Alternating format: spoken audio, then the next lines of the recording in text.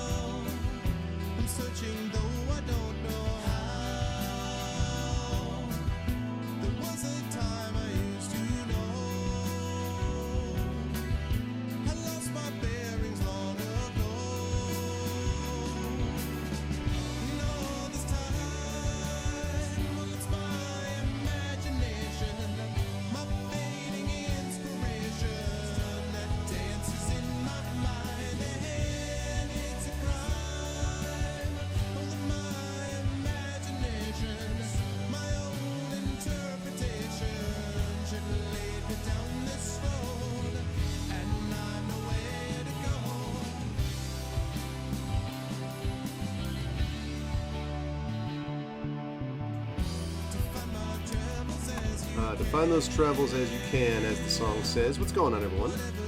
Welcome, Goglings, Gogletites, Gogrifics, Gog Peoples. Welcome to episode 183 of Pen and Pixels. I'm your host, Loren. This is our show that focuses on story and narrative in games every Tuesday from 4 to 7 p.m. Eastern. And we have got some Pathfinder Kingmaker on the list for you, as per usual. Before I get into that and to a special announcement that I hope folks will be able to help me with, I do want to remind everybody about ways to support the stream. If you haven't done so already, please follow the channel of GOG. We have some lovely people over here that are constantly streaming awesome new games for you, all of them DRM free, so please consider following us here. Please as well consider subscribing to us. You can get some of the awesome DRM free emotes and DRM sub badges and all that good stuff. Please consider doing that as well, because that does help us on the streaming side. Please finally make sure that you click through to all of our individual channels, because we'll have, a lot of us have our own sub buttons and Patreons and all that kind of good stuff. So please consider checking us out there as well. We've got Pathfinder Kingmaker on the docket for today, and before I get to that, I do want to turn on this. There we go. Hi everyone, good to see you all. So I am coming to you from a undisclosed location again, although the last time I think I was coming to you from an office, and the year before that, or the week before that, I was coming to you from an undisclosed Starbucks. So these are neither of those things. This is actually a place from a dear friend of ours who I am fortunate enough to be able to stream from, and so the internet's pretty solid, and that's good. But we are here, and for the next 3 hours I will be with you playing some Pathfinder Kingmaker. I'm actually a spy, yes. You've found me out at last, Firesnake. That is actually the case. Before we get to that, though, I do want to mention one thing which is kind of really important, and which actually does have a GOG.com tie-in, which I'll talk about in a second. Many of you will know that I've been talking over the last few weeks about my Icarus Jelinek Kickstarter. We are in the final week of that Kickstarter. In fact, it's going to be concluding on Friday. And although we are doing, we've made some serious progress, and in fact I will show you that progress right there. We are now up to 8,080 with 133 backers. We still are not where we need to go. The final funding goal is 13.5. Now there is good news here. What's up, Lakey? There is good news, however, which is that Kickstarter itself has taken an interest in us and has actually just tweeted us out, has posted stuff about us and all that, which is really lovely. In addition to that, the algorithms that Kickstarter uses kick in once we hit the 65% funded mark. So when we get up to a certain amount, which in our case would be 8750 about, once we get to that amount, then we start popping up on the almost funded pages, and then that sort of sets the boulder rolling down the hill. So getting to that 8750 would be a big deal. Plus 48 hours before the end of the project, some of the emails start getting sent out to people, and all of those who have just been following the project but not yet backed it will get it, and we'll have another chance to come back. So we have, according to the people that know, we have a pretty good chance on this if we can get some support here over the next 24 hours or so. So today is really, really important. So what I want to ask everybody to do, and I promise I will not mention this too much because I know this is not my channel, but GOG's channel, is I would like you folks, if you could, to do two things for me. First is, if you're able to pledge, of course, to the channel, that would be the most important and helpful thing. So pledging to the, not the channel, pledging support to the Kickstarter would be most welcome. But beyond that, if you could at least retweet this, that would be really, really helpful. And the one that we would love you to retweet is the one which Kickstarter itself sent out. I'm just going to put this link twice, once now and once at the end of the stream. That is Kickstarter itself, which just tweeted us out. We've had a bunch of other retweets and likes. These are the folks that we would love for you to retweet. If you could do that for me, it would be much appreciated. They also put us up on their Facebook page, so if you have any Facebook information or Facebook that you use, that would be another place to do that. That would be much appreciated. Now, here's the GOG tie-in. On Friday, I'm going to be doing a streamathon for this big Kickstarter wrap-up on my channel. So on Friday, I'm actually going to be doing a big tabletop role-playing experience. It's going to start at 10 a.m. Pacific, 1 p.m. Eastern. It's going to run all the way until 11 p.m. Eastern when the Kickstarter concludes. And we're going to be basically doing tabletop role-playing games, starting with a group of players, starting with D&D 5e. Every $500 that the Kickstarter hits, we will switch systems completely. So we'll go from D&D 5e, and then we'll switch to something like maybe the Loren, which I played yesterday on my channel, and then we might switch to this dragon game, which I have, and then we might switch to Covert Ops, which is a spy game, and we'll just keep switching basically every $500, but the players will keep their same characters. So we'll basically just morph into different worlds. So it's basically Into the Spider-Verse, the role-playing experience, basically is the way I would describe it. The reason this is GOG tied in is that our very own Pyron Jade, the head of the GOG stream team and the one that everybody loves, Pyron Jade will be taking part in this. She will be one of those players for part of the time. Now, we will have a couple of players that will be there the whole time. We have a few players who will be there part of the time, and Pyron Jade is one of those who will be there for a few hours taking part in this. So that's going to be awesome. We will also, of course, be having giveaways, including giveaways for GOG.com games and the like, so that will be really helpful. And speaking of giveaways, so first of all, that's Friday night. Mark that in your calendars, please. That's going to be happening, and it's a big deal, and it's kind of important for me, so hopefully you folks are able to make that and let people know. The other thing I want to mention is that today we are at 8,080. If we can get to, again, my goal here was to get to 8,750 by the end of the night, so when we get to basically 8,200 and then 8,400, I'm going to be doing giveaways. I'll do a raffle in this channel of a GOG.com game. This is left over from my charity convention. GOG.com was kind enough to give me some games to give away for that, and I had some left over, and I asked them, and they said, no, you can keep it and use it for the next time. And I was like, cool. So that's what I'm going to be doing. So I'm going to be giving away some GOG.com games, including such games as Battletech and things like that, if we get to those numbers. I should say when we get to those numbers. So please pledge the Kickstarter, support us, and when we do that, then I'll be doing a giveaway. And now I promise I will shut up about it, but this is the final week, and so I needed to make sure that I talked a little bit about that. Today we've got Pathfinder Kingmaker on the docket. I am actually closing up shop here at GOG for this evening. Tomorrow the Crocs will be back to you with some awesome game. And I actually will be doing that for the next couple of weeks because Blackheart has got stuff that he's doing during the month of July. So I will not really have anyone after me over these next couple of weeks, which is cool. But I am today going to have to close pretty close to time, 7 p.m. Eastern, because I have an interview that I'm doing on a live stream, a live YouTube stream, starting at about 7:10, 7:15 p.m. Eastern. So hopefully many of you can come and make that. But right now we got some Pathfinder Kingmaker to play, and let's do it. And this Pathfinder Kingmaker, incidentally, is, let me just move chat down. This Pathfinder Kingmaker, I have just beaten recently the Stag Lord, so now is where I think other things are going to kick into play. And I have already warned people, but I'll warn people again, that I am not particularly interested in the kingdom part of this. I am an RPG guy. The only strategy that I tend to like is something like very occasionally Civ, and I do like Heroes of Might and Magic quite a bit. But other than that, I'm really much more of a role player, so I'm not really interested that much in the king-making side of this. So I'm probably just going to put this on, like, I forget what people recommended I do, like Immortal and I don't know, like Impossible to Defeat, and I guess not auto kingdom or something. Anyway, I want to make sure that I just don't want to pay attention to the kingdom, but I obviously don't want it to end the game. So I just want to do whatever is necessary so I can just have the kingdom do itself, and I can go on and play the role-playing part of this, which is what I'm interested in. So, and I gather I'm getting to the point where I will need to make that decision. So, with that said, though, let's get into the game.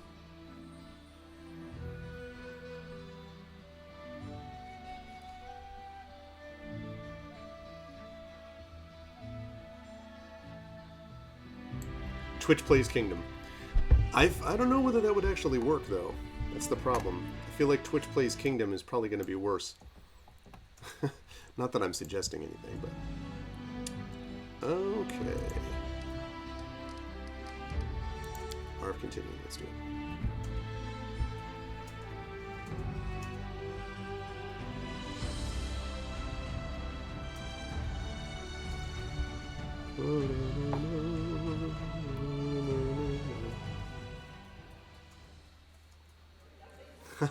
This time I am not actually at Starbucks, Doad. I am not at an undisclosed Starbucks this time. This one is, actually, I am at a dear friend's house. Although, I'll tell you what I do have, chat. I do not have coffee, but do you know what I do have?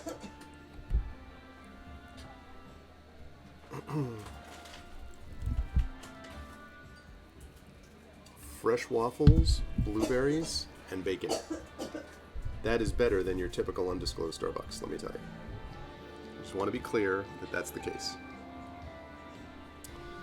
So, I'm at a CIA safe house. No, I'm not at a CIA safe house. Alright, let me get these full. Yeah, no, although Fire Snake, I actually, because of a milestone that we hit on the Kickstarter, I am actually going to have to, eat some raisins. I'm not very happy about it, but that's what I will do for my art. Oh, and I see that we just hit 8121. That is awesome.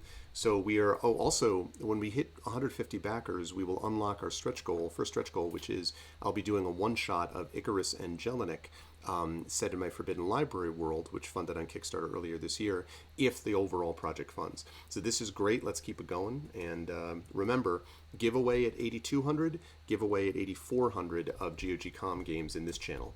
So raisins are not bad for you.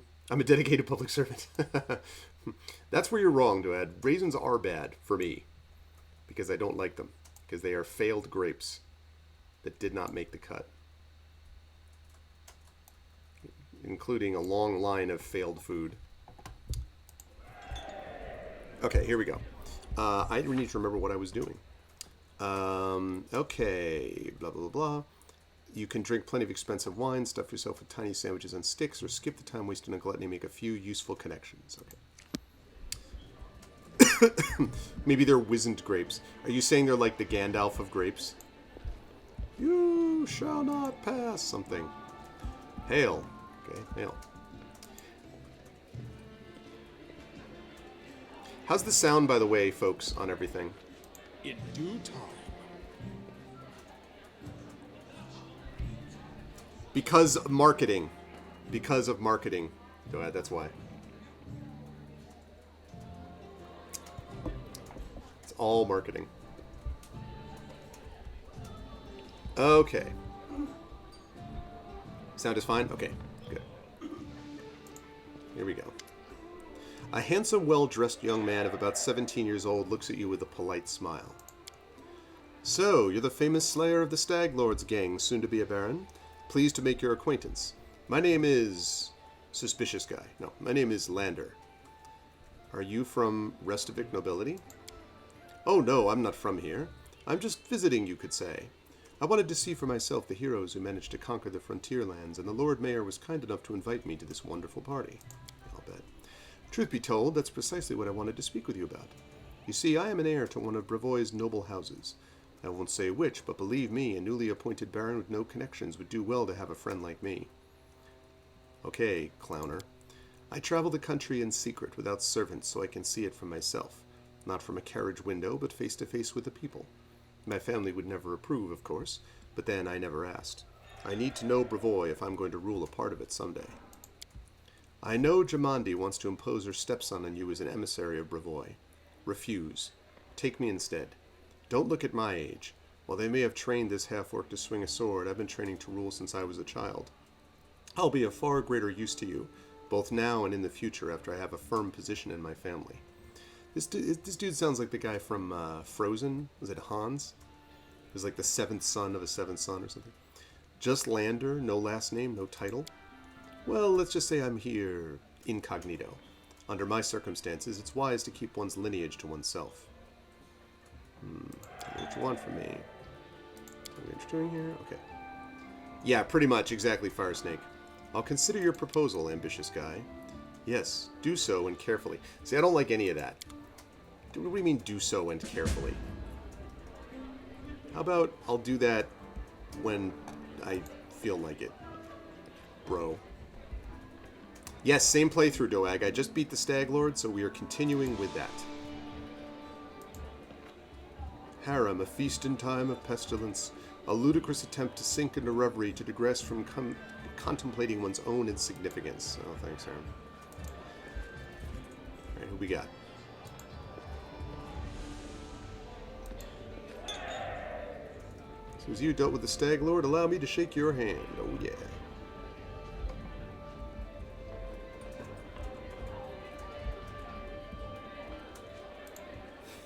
I'm just doing my mingling right here. Okay. Wow, you all say the same things. Who are you, named guy? This man's gorgeous clothes hide rippling muscles beneath him. He looks past your ear, obviously bored. Baron Hannes-Drelev, he says offhandedly, emphasizing the word Baron. And you must be the Stag Lord Butcher. I'm sorry, I quite forgot your name. But you took out the Stag Lord and his gang, and so Sword Lord Jamandi is granting you permission to take his place, right? Well, congratulations. My lands lie to the west of yours. I suppose we're neighbors now. I've got to ask this even though it's obnoxious. What's my character? It is a ranger and actually a stormcaller. Fire Snake is my main guy. Yes, I defeated the Stag Lord. Pray tell, what did you do to deserve your new dominion? I don't need to deserve or prove anything. Countless generations of my glorious ancestors have done so for me. If I had a slightly bigger army, Sword Lord Jamandi would have simply given all the stolen lands to me. Alas, I don't have so many soldiers at my disposal, so she had to urgently make barons out of the likes of you and Varn. So you have no army and no special merits. You were just given land for being pretty? Under other circumstances, I'd have you whipped for such words. Under other circumstances, I'd have you dead in the ground, bro. But let's not ruin Lady Eldori's celebration, If you want so badly to measure merits, we can do so another time. Not very polite for a nobleman. Ha! Politeness must be deserved. Well, I can see that we're going to be fast friends. Oh, man.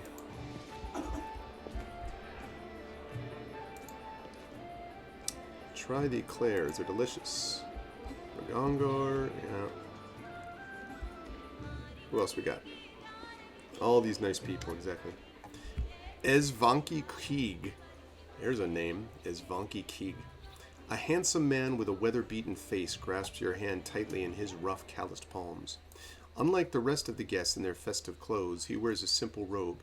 The only luxury you see on him is a holy symbol of Erastil made of solid gold. The other guests look at him with respect, some bordering on awe. Some bordering on lunacy. Okay. Congratulations on your victory, he says in a deep voice. Allow me to introduce myself. I am guy you won't care about now. I am Evanki Krieg, High Priest of Erastil and Restov. Bringing law into the stolen lands is a difficult endeavor. I'd be grateful for any help you could spare. Oh! Failed. Our most pious aspirations are often hindered. But is it not the case that overcoming such obstacles allows us to become closer to our goal, our God? I give you my blessing, and I believe you will be able to overcome these hardships and achieve your goals. Do many people in Restov venerate Erastil?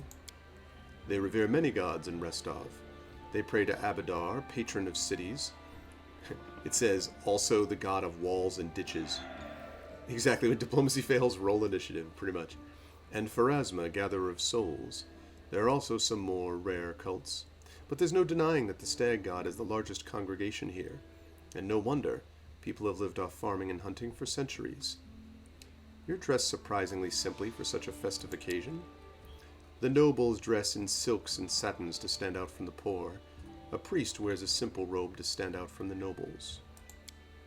Rast'll keep you, but not with my help, because no. Okay, wait, we don't want to start the thing yet. Gotta talk to some of the other people. Hello, Valerie. Truth be told, I'm not really comfortable here. I lost my taste for high society. Truth be told, I don't care. Truth be told, you just sit there and do what you're told. Okay. Save. Okay. Their wine is alright, nice and strong, but the appetizer's barely a mouthful. Okay, Amiri. Tristan, not just celebrating, it seems your feat has given them new hope. Well, yeah. I'm all about giving them new hope. Arvin, a new hope. It does look good, actually. Lindsay, pour up to the brim so that... I must be drunk, I forgot the line. Yeah, let's check it out. So we got here, chat. We got what looks like a pig. We got roast leg of lamb right there. We got some fruit. Barrels of wine. Another pig. More fruit, barrels of wine. We got full pig. We're very big on pigs here. Potatoes, maybe. Got some bread. Got some soup going on. Good stuff. Mager Varn. This man is obviously more comfortable on the battlefield than in the company of nobles. He's well built, but the expensive waistcoat he's wearing doesn't quite fit properly, as though it was borrowed. He has a few pale scars across his face, and his dark hair is drawn into an unkempt ponytail with a few streaks of gray running through it. He greets you with a broad smile and a firm handshake. Let me introduce myself. I'm Mager Varn. You have a code for that? Oh, he's one of the competitors who completed Jamandi Aldori's task and received a barony. The new ruler of Dunsword. It's a frontier region, low grassy plains circled by mountain ranges, dotted with the ancient structures of lost civilizations. Cool. Oh, that was a deer? Oh, my bad. They're pig and deer. Man, deer, pig. You're a neighbor to the east. Like you, I'm about to be a baron. Great job with the Stag Lord, by the way. Not everyone could exterminate a whole gang of bandits with such a small team. How did you earn the title of baron? Truth be told, my team and I just happened to be in the right place at the right time. Jamandi Aldori needed someone reliable to take and hold the territory. I'm the captain of a mercenary team, if that wasn't clear. Varnling Host. Have you heard of us? No? No matter. We've done work for Jamandi before. This time the task was simple. We just waltzed into the area, cleared it of the most brazen monsters, and built a small fort to hold the place. And for that, a barony and land to own. It was a dream job. How do you feel being a noble? Looking at his rich clothes, Varn smirks, like a pheasant on a plate. I've killed all kinds of monsters, but this is the first time I've so strongly felt like turning away could get me eaten. Pathfinder 2 as in Pathfinder Kingmaker 2, do you mean, Doat? Or do you mean Pathfinder 2nd Edition? He nods towards an arrogant man in the center of the room. You mean Pathfinder 2? I don't know, actually. I haven't heard what Alcat plans for this. I feel like Alcat is dedicated enough to this that I think they probably have gained enough goodwill from the community, and I know that Paizo would want them to keep doing it, that there's something still there for them. So, now we'll see. I mean, I've played 19, 20 hours so far, and I've been really enjoying it, but I don't want to say immediately, oh yeah, this is great, or it's not great, or whatever. I need to know. I need more details first before I can make a final decision. But you know, from what I can tell so far, this seems pretty good and possibly promising for something like that. Yeah, well, and also Paizo is starting to do stuff for wizards as well, Firesnake. Yeah, they do have some, Doat, but they don't have it for a lot, but they do have it for some. Listen, they should take people on my voice team, Trendane and those crew. That crew would do a great job with these voices. Let's see. See that lad? Baron Drelov. He's not like us. Who knows what generation of Baron he is. Didn't even shake my hand. You and me were like dirt beneath his boots. That's why those like us, the newly made nobility, need to stick together. Otherwise, you take my land and yours in the blink of an eye. Nice meeting you. Farewell. Goodbye. Once you've settled in, come pay us a visit. Alright. Mager Varn. That's cool. Well, Tartuccio, what? Well, scum, and how did we... maybe I've had one too many. I'm there. Probably the case. Alright, I think I talked to all those people. Ah, yes, I see good old Restov hasn't changed a bit. Even the smell in the streets is the same. What's up, PKD fan? Yeah, and I think one of the things you need to remember, too, is that big isometric role-playing games, party-based role-playing games, are always going to have a strong audience. Because it's not just that the game sells well in terms of absolute numbers, it's that it's guaranteed numbers, right? You can have a game come out that hits them, that people use, and they're like, oh, this is, this game's cool, and it seems like it's going to sell well, and it doesn't. But the RPG fan is usually not fickle. If they see a game come out, they'll buy it. Now, they'll complain about it, and they'll say it should have been this instead of that, but they'll go out and buy it. And so it's also steady sales, Okay. Natala Sertova. Natala Sertova is discussing something with an unfamiliar old lady in a low voice. Upon noticing you, she breaks into a sugary, sweet smile. You are not only tough, but quick. Well, congratulations on your victory. Enjoy it, while you can. What do you think awaits me? Nothing good, I fear. The Eldori, our dearest friends, didn't deem it necessary to inform you of their plans, I assume? You see, they're preparing to separate from Brevoy. It will not be a peaceful process.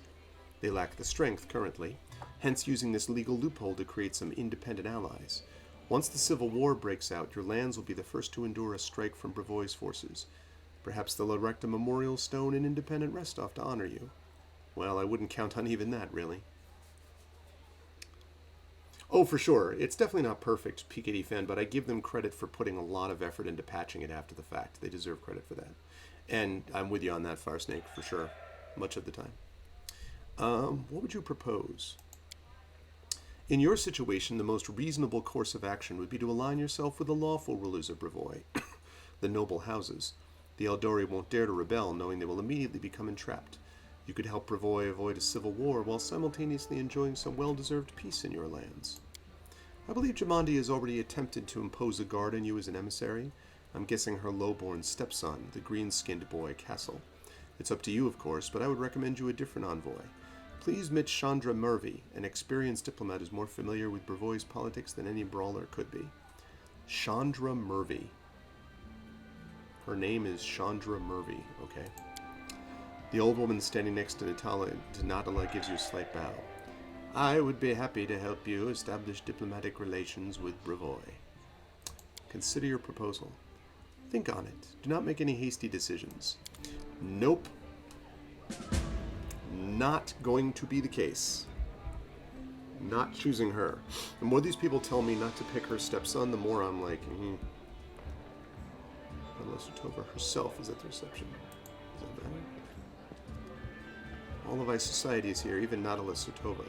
There could be an assassination, a provocation, anything.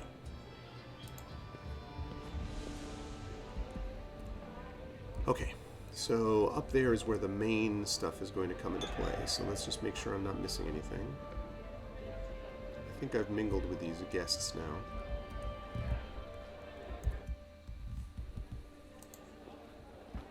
So let's do it.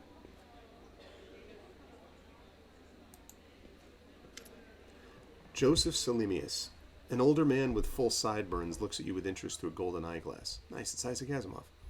Well now, if it isn't the hero of the festivities, the protege of our dear Jamandi. You pulled this all off quite cleverly. I confessed, I wasn't convinced your enterprise would succeed. I even bet a bottle of my best Pataxian wine against you. But I'm happy to admit I was wrong. The Eldori have always been adept at finding new talent. I don't believe we've been introduced. So it would seem. I am Joseph Salimius, Lord Mayor of Restov. I rule this town and the adjacent lands. As your northern neighbor, I hope we can look forward to a long and fruitful friendship. So you rule Restov, and what about the Eldori? Ah, Brevoy's politics seem complex and incomprehensible to many. Here in this part of Rostan, the spirit of northern freedom still lives. We are loyal to the throne, of course. May the gods prolong the life of His Highness, King Naleski Sertova, who has reigned over the nation of Brevoy since 4699 AR, when the entirety of the ruling house of Rogarvia mysteriously vanished. Succeeded King Urzin Rogarvia, prior to taking the crown and the dragon scale throne within the Ruby Fortress in New Stetven. Sertova ruled Port Ice as have members of House Sertova for more than 1,000 years. But here, far from the dominions of the great houses, we have our own way of life. It's especially important now after the certain events that I probably don't need to name. The Eldori Swordlands used to rule Rossland. They're still the largest landowners and main military force in the region, but it's not for nothing that Restov is called a free city. We're proud to choose the Lord Mayor from among the citizens, considered not by their lineage, but by their own merits. What kind of events were you talking about? Why, an aspiring politician needs to be well informed. I'm talking, of course, about the disappearance of the ruling house Rogarvia. Can you imagine it? Old man Coral Rogarvia, conquered our land 2 centuries ago. It would be a shameless lie to say that nobody wished his royal house could just disappear into thin air. But once that exact thing happened, turned out nobody was ready for it. Poof! All over the country, every member of the royal house disappeared without a trace. Nobody knows what happened. It's a mystery, but a mystery pregnant with opportunity for everyone. How are things in Restov? I don't want to boast, but things have been going well in recent years. Trade prospers, the population grows, and the citizens are happy. Although recently, especially after the disappearance of House Rogarvia, more and more troublemakers have been appearing, and people are talking about the most shocking things. But those sorts of rumors aren't worthy of your attention. Nice meeting you. Goodbye. Please wait a moment. Your young barony will need resources to establish itself, and from what I've been told, you're somewhat in need of financial assistance.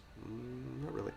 I could organize and supply everything you need for the construction and spread out the cost in extremely favorable terms. I could immediately procure, let's say, 500 cartloads of building supplies. I'm sure that would give you a good start. In exchange, I would ask a small favor. Until you repay the debt in full, you simply assume the obligation of contracting building services through Restov's Builders Guild. Do we have a deal?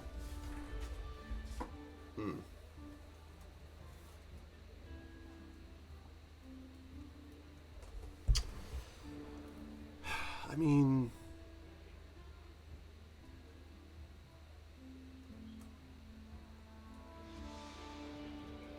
how important does this become, folks who have played this before, how important does this become in sort of the future of how the game plays out? Because again, I'm going to be doing either automatic or invincible, like I'm not going to be paying attention to the kingdom. So does this matter? Like, if I turn down his offer, does that mean I can never take the offer? Can I come back to him and take it later or whatever?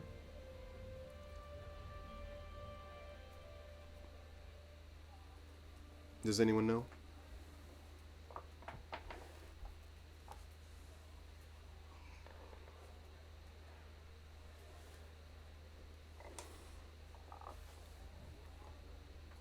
Yeah, I don't want to lock myself in. It's your choice, of course. I just figured I'd mention it. Wait, what?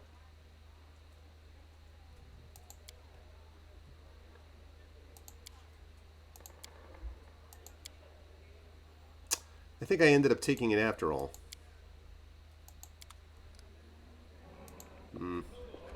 It's annoying. Oh well, I don't really care. Okay. You know what? I'm not going to. I'm going to reload. Because I quick saved it just before that. I'm going to reload that because I didn't mean to do that.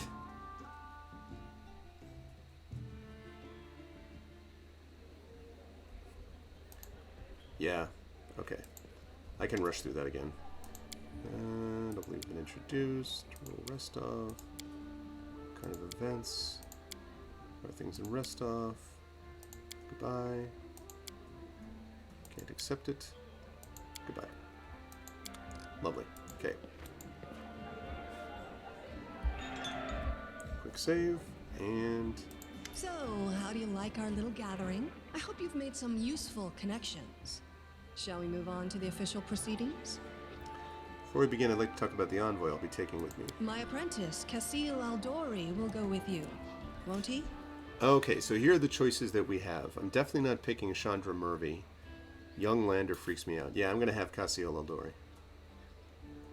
Whatever you choose, I won't argue. But you must choose your inner circle with the utmost care.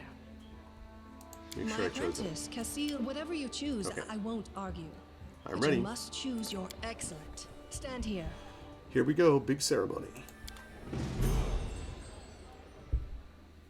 Lords and ladies, today we are here to honor 3 brave people who have done the impossible. They've tamed the stolen lands. Baron Hannes Drelev, the new master of Glenabon, Captain Maegor Varn, the conqueror of Dunsword, and finally, the tamer of the Shrike Hills, who put an end to the atrocities of the Staglord bandits. Step forward. On behalf of the people of the free I don't know city why of this is Restar, chugging. Hang on, folks. I confer upon you this noble title. Rise, your grace.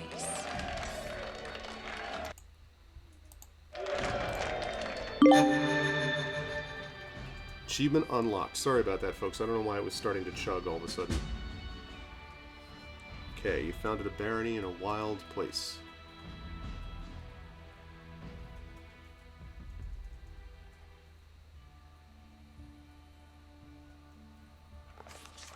Victory! The Stag Lord's dead, and the capital of the new barony has been built in place of his fort. That was how the long and challenging taming of the stolen lands began. Okay.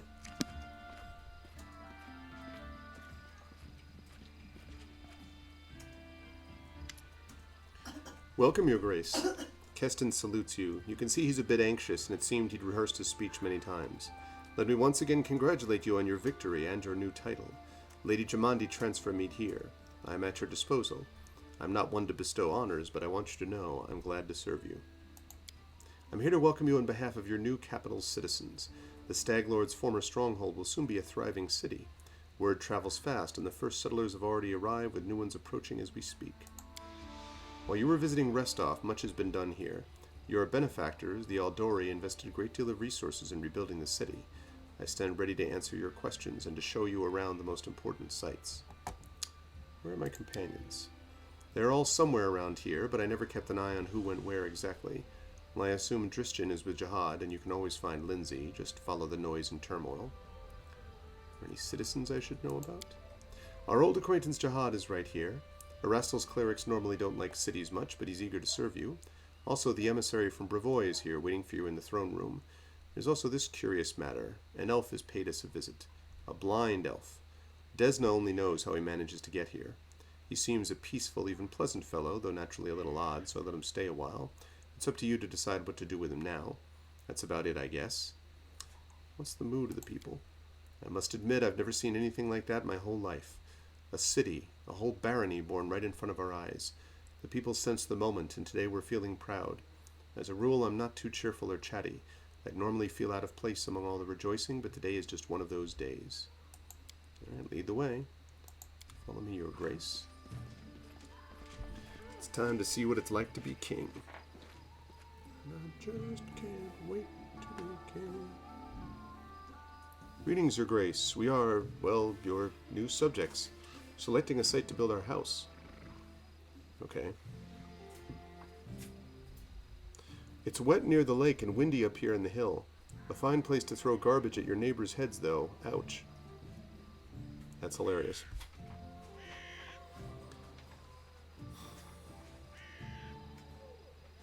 It's a good thing you got rid of those monsters and bandits, Your Grace. Yes, it's definitely a good thing.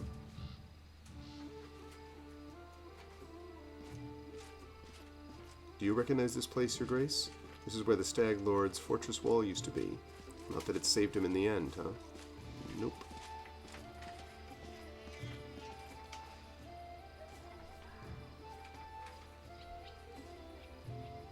Our workers did a fine job turning this bandit den into the heart of the town.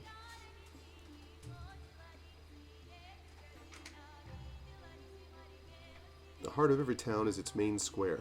We plan to hold street festivities and fairs here. Look, we already have our first vendor. Clearly our first vendor is a Walmart.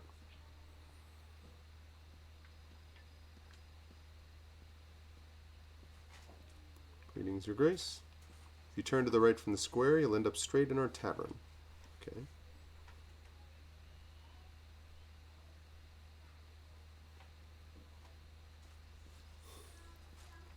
The tavern's ale is blessed by Caden Kalian himself, I swear, and the lady who owns it is a gem. For our Baron is tall as a troll, has hair of pure gold, and can breath fire. Well, I can certainly breathe it. Well, that's all nonsense.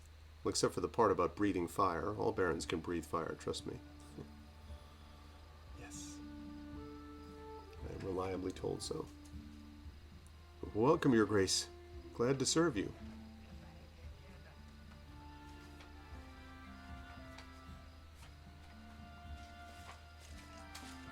Your Grace, those are our guards.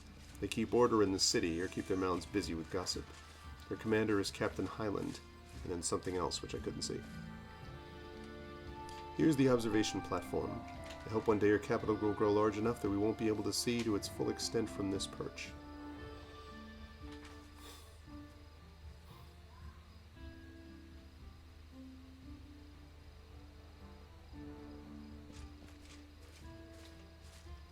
The building in front of us is your residence. That's where we'll head to now.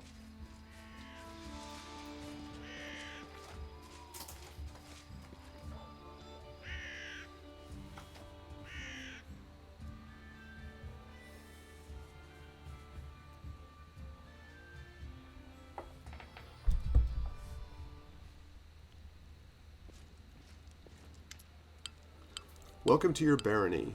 You are about to make the unyielding stolen lands a prosperous kingdom. There is a long and arduous road ahead of you. You and your advisors are going to deal with matters of national importance, found and build up settlements, seize and develop new regions, solve pressing problems, and take advantage of good opportunities.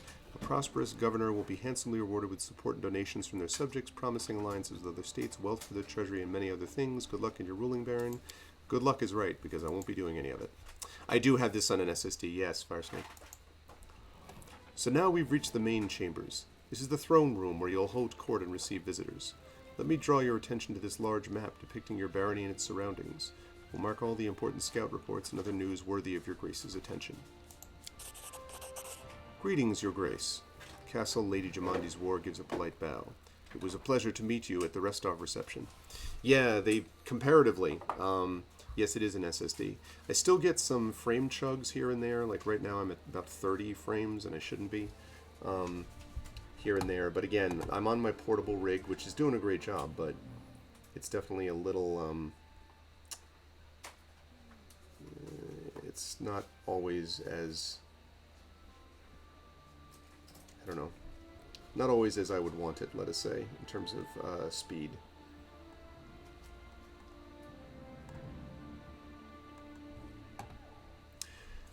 Okay, let's see. Barony effects. Community +6, loyalty +6, military +3, economy +3, divine +3, arcane +3, stability +3, new event, new event, new event. You may change the difficulty level of your barony at any time or set it to automatic. If set to automatic, you won't have to deal with most government decisions. They'll be taken care of automatically and your barony will never fail. However, this will also prevent you from unlocking any governance-related achievements. Don't care. Don't want to deal with it.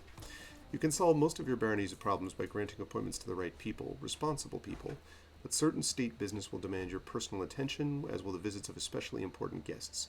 Reports of such outstanding events will be marked on your map. You can always check it while considering your plans. According to the ancient traditions of Brevoy and most of the River Kingdoms, rulers address affairs of state and receive visitors at the beginning of the month. My advice to you is to maintain this tradition and regularly visit your capital when needed. The first thing you should do as a ruler is assign loyal people to all the important positions in your barony. Your clerics, Jihad and Tristan, were the first to seek an audience. I won't distract you further, and I'll leave you to consider.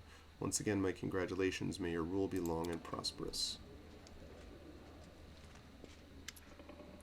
Your Grace, allow me to congratulate you on receiving the title of Baron. I'm confident that you'll be able to bring order to these troubled lands. Though, to be honest, that isn't exactly what we wanted to speak with you about. Tristan and I have been talking a great deal about what happened at the Temple of the Elk. It doesn't all make sense to us yet, but one thing is clear. There's a powerful curse at work. It corrupted the very essence of that sacred place, steeping it with putrescence. Ugh, I'm disgusted with whoever could do this. Give me just one sec here. I'm going to be checking here periodically on some stuff. Okay. I'm just looking at stuff that's relating to the Kickstarter that I'm involved with. So bear with me for 1 second. Again, this ends on Friday.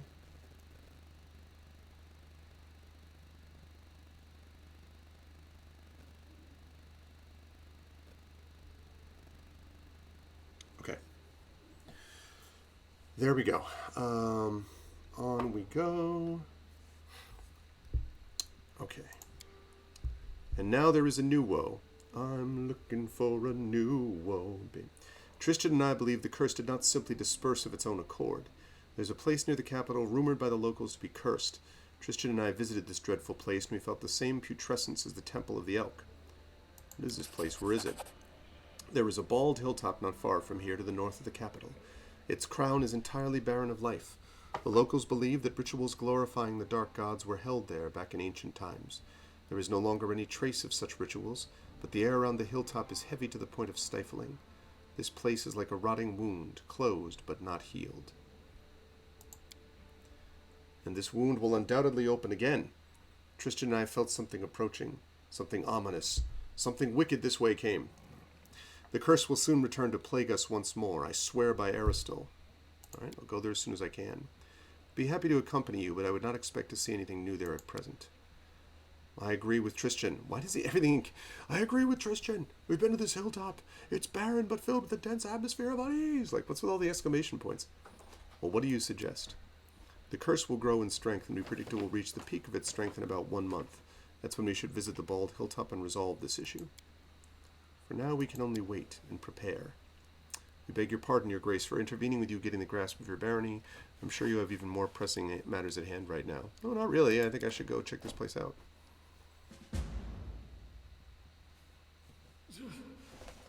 Adventures can wait. What the heck? 10 basic stats, each supervised by an advisor. Population, loyalty, military, economy, divine relations, stability, magic, culture, and espionage. Stats increase if your governance is successful. I don't care about this. I'm not going to do any of this. Don't care. Let's see. Stolen lands.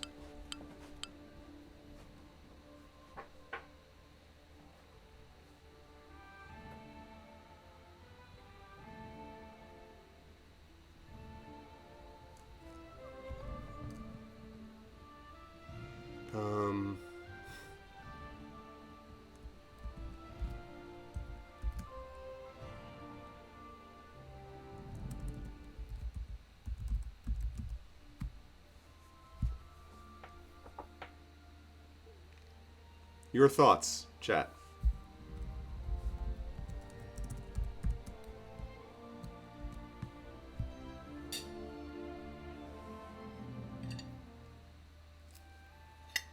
Well, I mean, I can come up with any kind of... I can come up with plenty of fantasy names, but...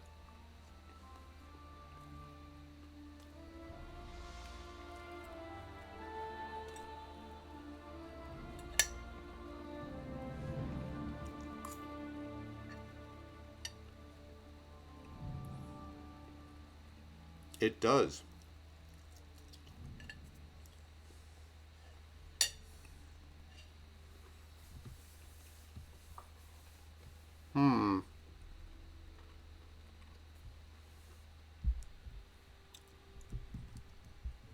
And you know the capital of Gogkamia?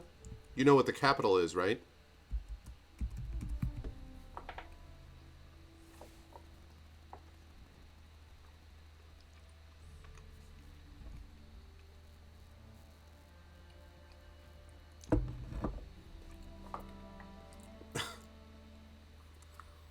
Clearly, that's the capital title.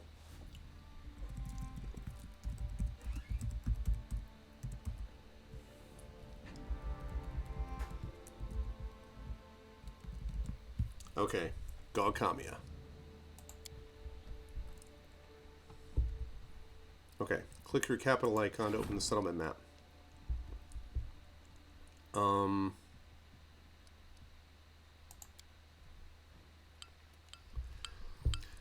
You may construct your buildings. I don't care. I don't care. I don't care.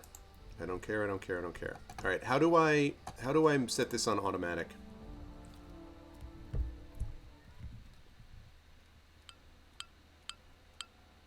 Okay. Thanks. I don't care.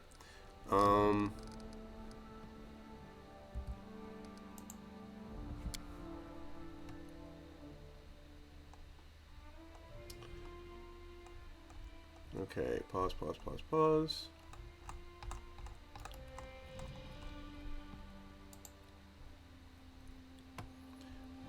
Kingdom management. Auto.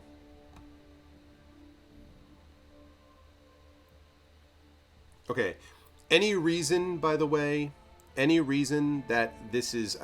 please do not say, well, it's easy and you should spend time on it. I don't want to spend any time on this at all. So...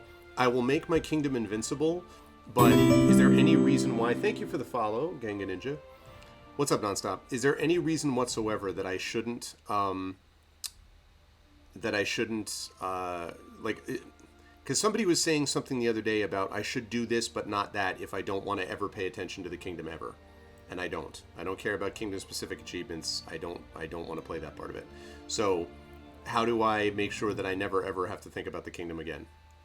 Other than in general role-playing terms.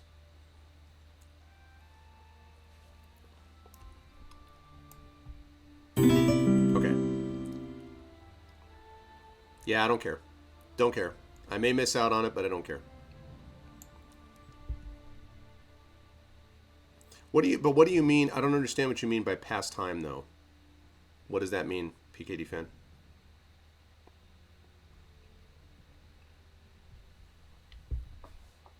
You mean that I'd have to rest, like, or something, or...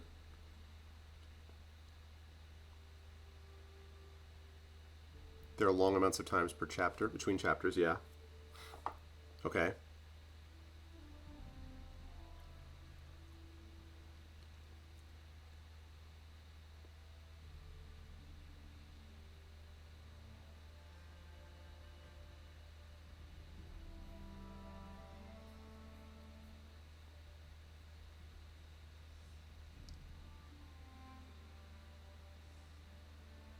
What's up, Kevin Guy? Yeah, and welcome everybody, by the way. This is episode 183 of Pen and Pixels. And I hope everyone is enjoying some Pathfinder Kingmaker. I am going to be here with you folks for another couple of hours. Yeah, I think they changed some of that, I want to say, PKD fan. Anyway, I'm going to turn on automatic kingdom management, I think. Before I do, though, please make sure to follow the channel, check as well. Make sure to check through and sub to the channel if you can. Sub to all of us individually as well. And what I'm asking people to do today, if they possibly can, is to check out our Kickstarter, by which I mean my Kickstarter, athisarts.com/Kickstarter. This is for my graphic novel Icarus /Jelinek. We're very excited about this, but it is we only have 3.5, actually 3 days and maybe 6 hours or so left in the Kickstarter, and we've still got a ways to go. We have gotten momentum. Kickstarter itself has been tweeting us. A lot of other people have been posting us out, and we're getting more backers all the time, but we're really trying to push this today. We're at 8121. I will do a giveaway in this chat of a GOG.com game at 8200, and I'll give away another one of those at 8400. And so, yeah. So please, if you can, pledge if you can, tweet it and support it, and that would be lovely. Okay.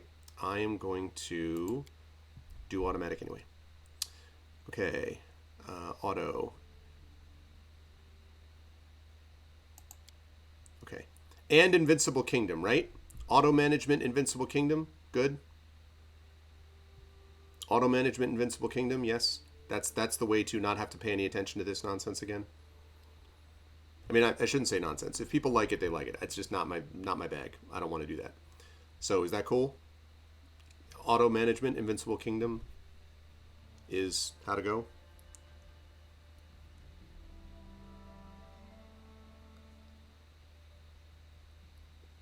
Yeah, no, I know that some things can, but that's okay. Those things are probably more obvious, though, right, PKD fan? Okay, good. I like a challenge in the game. I just don't want to play a strategy game. I want to play a role-playing game.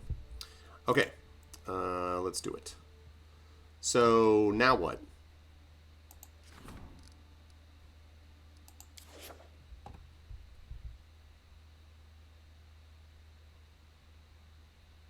Okay.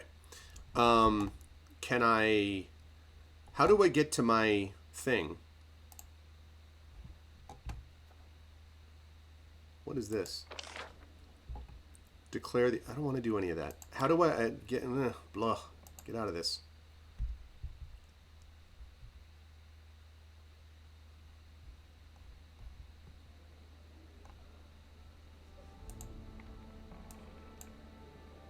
Okay. It's managing the kingdom affairs, which I don't want to do.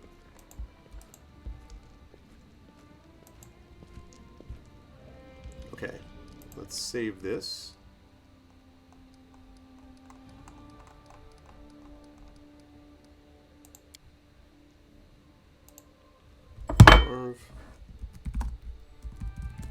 After getting kingdom. Okay. Lovely. Adventures can wait. Oh, I have to level myself up. Let's do that. Okay. I'm going to stay with Ranger. Which means I get a favored enemy. So I can select an additional favored enemy. Thank you, Russell Jimmies. Thank you. Welcome to the GOG.com community. Okay.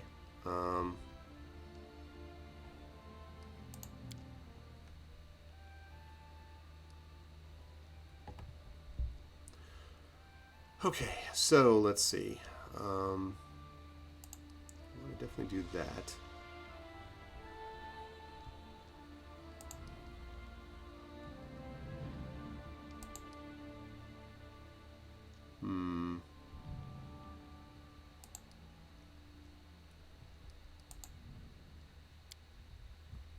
Alright. Let's do this. So, now we've got another feat. That's just the default one that that the alerts. I think this is I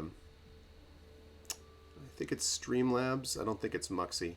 But that's just the sort of default one. So you might hear that quite a bit. I don't actually remember what else it might have come from, but okay, let's see. That. Weapon focus is what they're recommending, and that's not a bad idea. Combat reflexes, opportunity per round equal to your dexterity bonus. Oh, attacks of opportunity though. That's not as important because he's not going to have that many attacks of opportunity. Improved initiative is not a bad idea.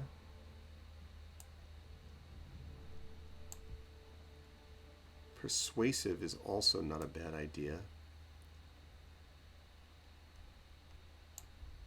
Throw anything. Throw anything! Exactly, so many feats.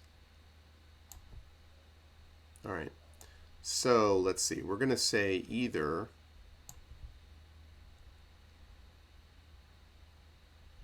It's either persuasive or... What is shake it off? Yeah, that requires... Okay.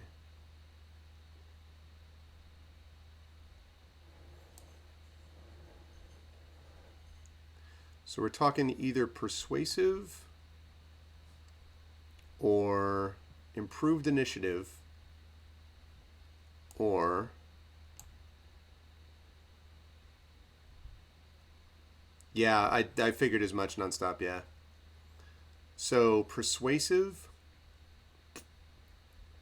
yeah. Oh, deadly aim. -1 penalty, +2 bonus on all range damage rolls. Yeah, I don't like the minus to hit. Yeah,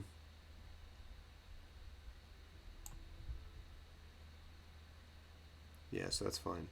So it really is just weapon focus. So I'm either looking at weapon focus or I'm looking at improved initiative. What's up, Shadowner? I'm trying to think about how useful improved initiative is in here. Oh, okay, that sounds good, Coven Guy. Thanks for stopping by. Always a pleasure. Hello, my love. So, like precise strike for ranged. Yeah, because I was going to say, like, because I'm trying to decide about whether I would get weapon focus or whether I'd get improved initiative. Is there any thought about how useful improved initiative is? Because remember, I don't have a lot of familiarity with Pathfinder. Is there any thought about how useful improved initiative is, or how? Yeah, I was thinking the same thing, Fire Snake. And the thing is that those other weapon focus, I'll be able to stack that in the future or whatever, but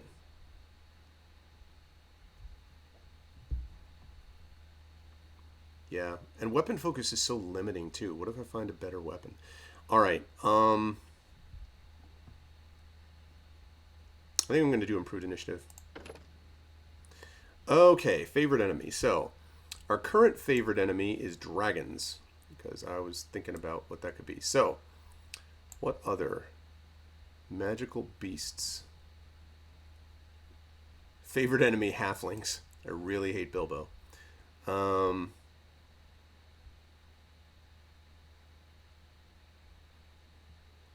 am I likely to run into? Humans, maybe?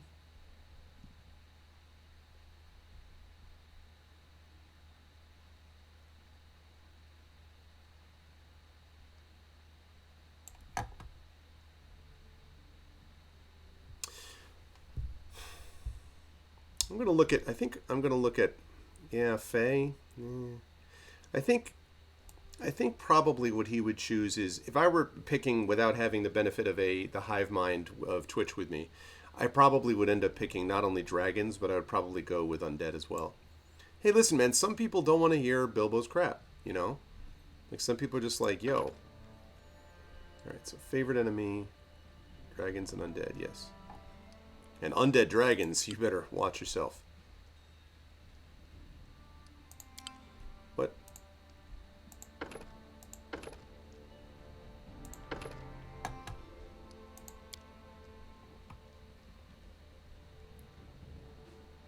Okay. Lovely. Okay, let's save that.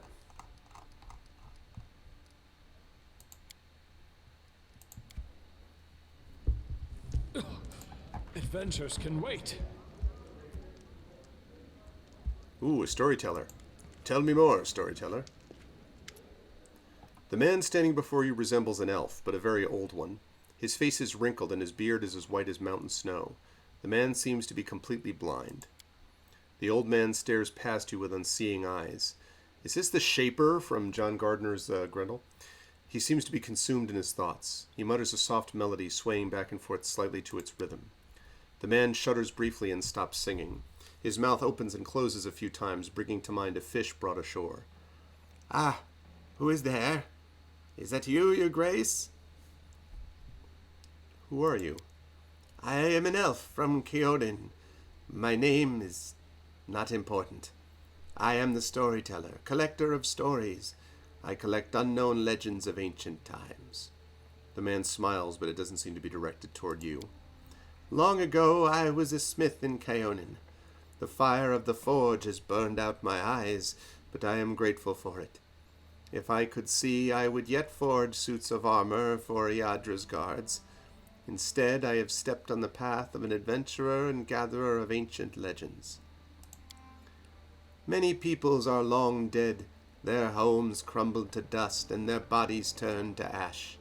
Only legends can still tell us of their triumphs and defeats, their joys and fears. I would be so interested to hear the stories told about us after our demise. I have always been drawn to Gog-Kamia, where countless expeditions, armies, and even kingdoms have met their untimely ends. When I learned of a new barony being founded in the heart of these lands, thank you for the follow, Keskasesp. I knew I wanted to be part of its story, so I made the journey here. Stay a while and listen.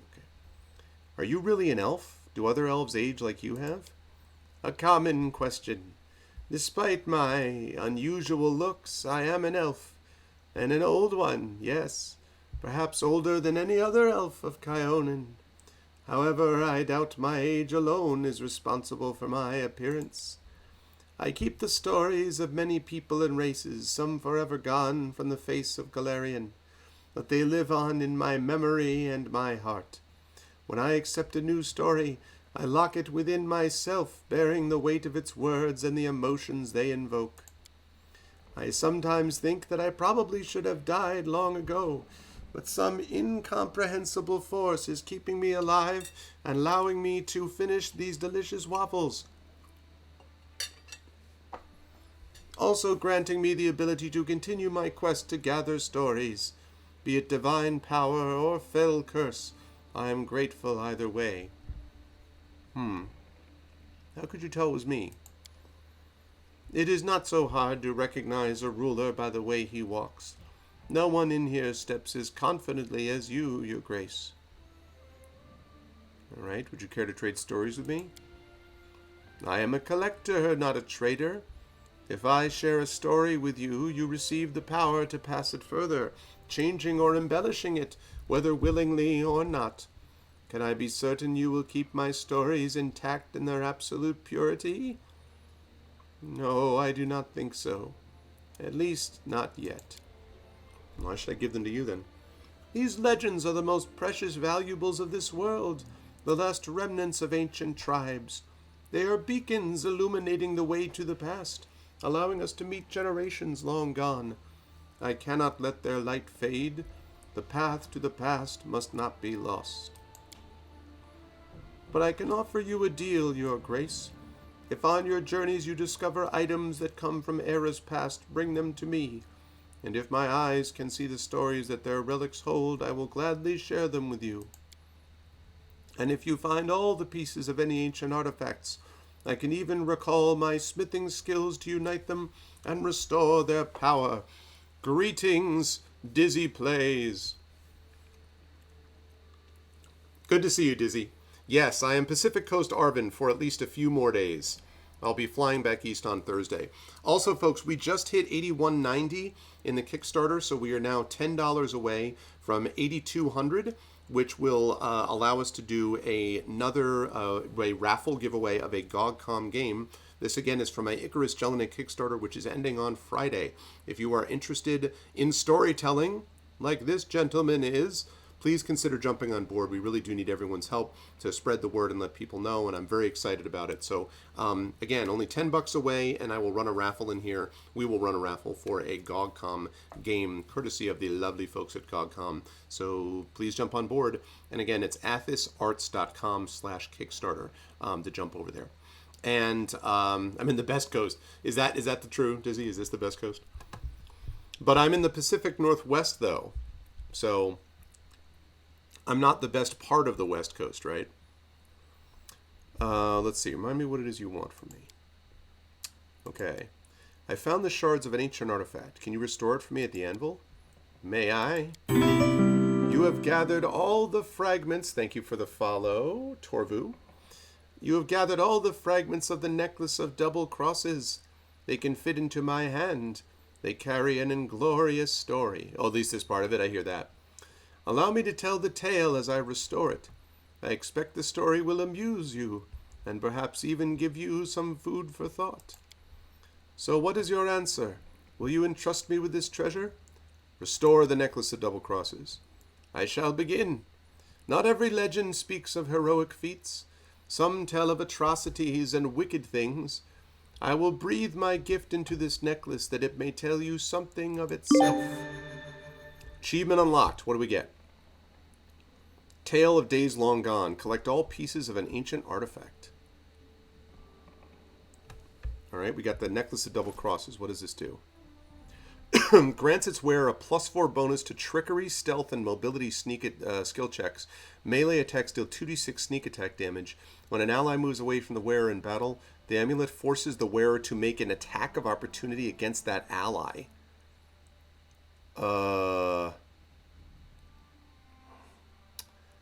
Well, that's no good.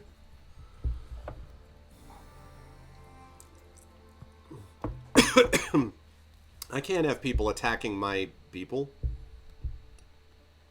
People. Man.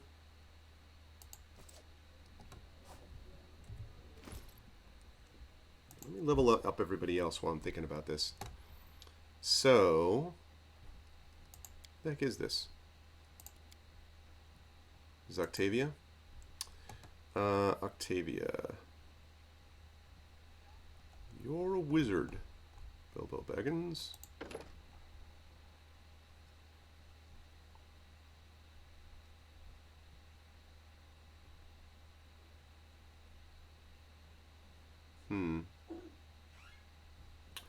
Debilitating isn't bad either, but the bonus feat.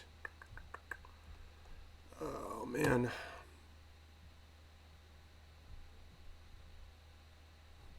Actually, you know what? I'm going to take that back. I want her to get one more level in Rogue. After that, I can go back into Wizard, but I want to focus her mostly on Wizard, but I could really use that extra. And I'll tell you why. This danger sense, avoiding traps, finesse training, stuff like that, all of that is going to help. How do you make her into an arcane trickster, though? What do you need for arcane trickster? You need mobility 4 and sneak attack 2. Yeah, actually, that's probably... And I had an arcane trickster. That's a good idea. Mobility 4, sneak attack 2. What does she got right now? Mobility 4, sneak attack 2.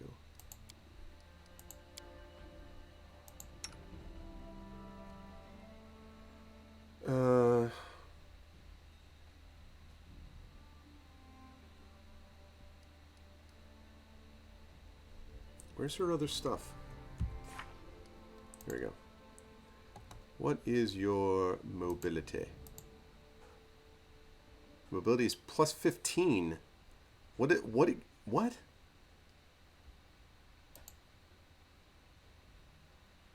Doesn't say what her sneak attack is, but what? This is why you should make her a barbarian. Yeah, great. Why is it claiming that I don't have the basics of it, though? It doesn't make any sense. She's got 15 mobility.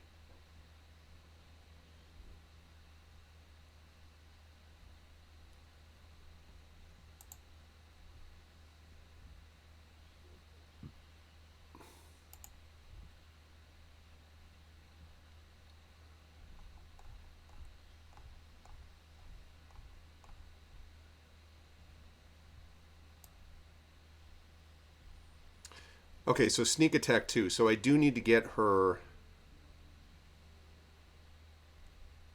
Oh, I don't have any idea.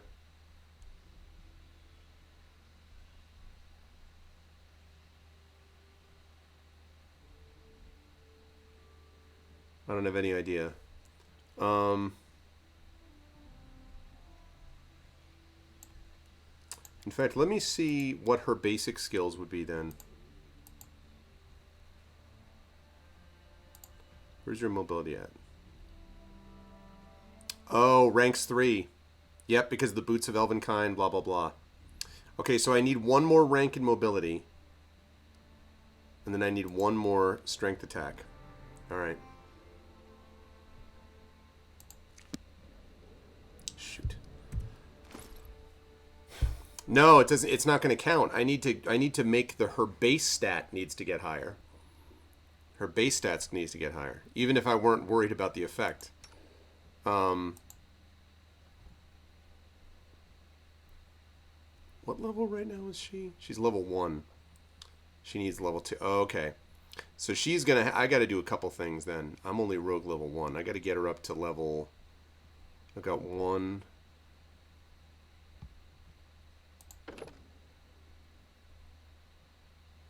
Okay. So one more, basically one more rogue level should be enough for me to get it. So one more rogue level will do it. So that's fine. There's my mobility, actually. There it is right now. That's what we need. In fact, I will up the ante twice just to be sure.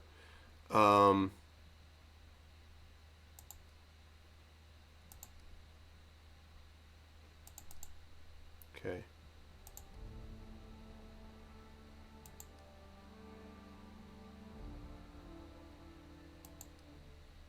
There we go. Okay, it's too bad. So now I've got that set. I still need one more in sneak attack, so level 3 will do it for sure. That's good. That's good. This is what you're talking about. But see, the thing is, though, this is what you were just talking about, Fire Snake. But the thing is, if I give her accomplished sneak attacker, number one, I use her much more as a mage than I do as a rogue. Number two, she is still not, I cannot then go back and make her into a different class. Do you know what I mean? So there's no real reason to do this because she's already level 1 sneak attack. Level 3 rogue, so basically the next time I level up, once I get her to a level 3 rogue, then I give her sneak attack. She'll have sneak attack level 2. She's already got the mobility minimums. So next level, basically, I turn her into a rogue. So I do one more rogue. Oh, wait a minute. I take this back, though. So what you're saying is, Fire Snake, if I give her sneak attack now, then next level I could level her to Arcane Trickster. Is that what you're saying? She can use sneak attack with any spell. Oh, really? Okay. So then it does make sense to do this. Okay. So I can do accomplished sneak attack, and then next time she levels, she'll become an Arcane Trickster. Okay. This is a good idea. You folks are right. I think it does, Koshiro, but I don't remember, to be honest with you. I don't know for sure. Okay, rogue talent. Terrain mastery, no.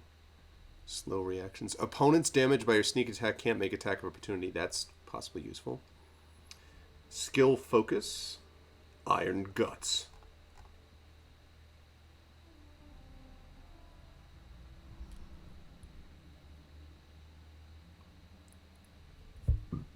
Ooh, that's interesting.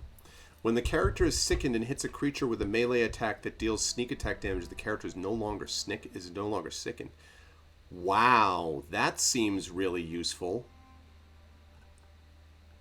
Wow, all of these. Okay, no for that. That's possible. That's interesting, but... this focusing attack is interesting. Because we just hit it. We just hit 8270.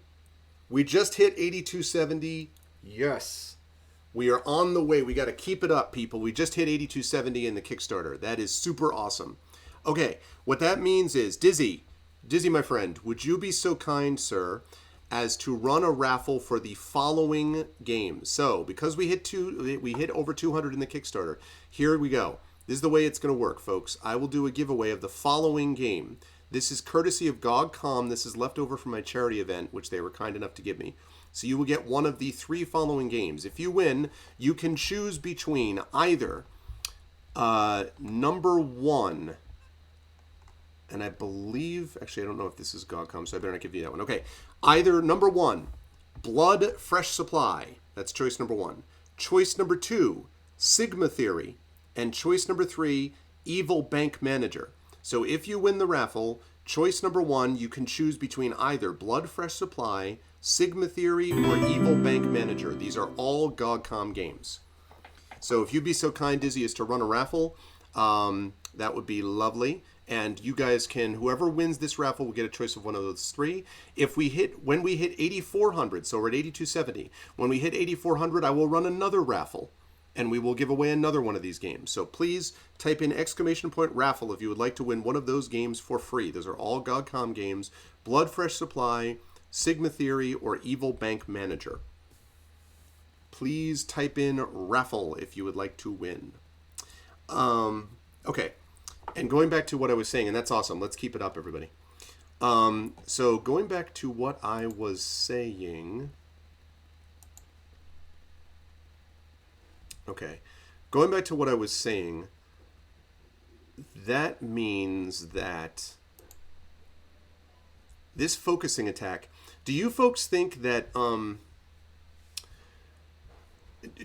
it's more likely, I feel like confused is the more dangerous condition, it seems to me, but I'm wondering what is more often, like I feel like confused is probably the most dangerous of these things, and I like the idea that, so just to be clear, a ranged touch attack, does that count as a melee attack dealing sneak attack damage for this? It does not count. Oh, okay. Yeah, then that makes a big difference then. I didn't know. So it counts as a sneak attack, but it doesn't count as that. Okay. Then that's helpful, and that changes things. So then I would get a bonus combat feat. Well, I like this slow reactions, but this opponent's damage by the character's sneak attack can't make attacks of opportunity for 1 round. That doesn't specify melee, right? So damage by the character's sneak attack means any attack, yes? Any of, like, the ranged touch attack would count for that, yes? Am I right about that? Okay. So I think that's what we're going to do, because I could see that being very useful in many contexts.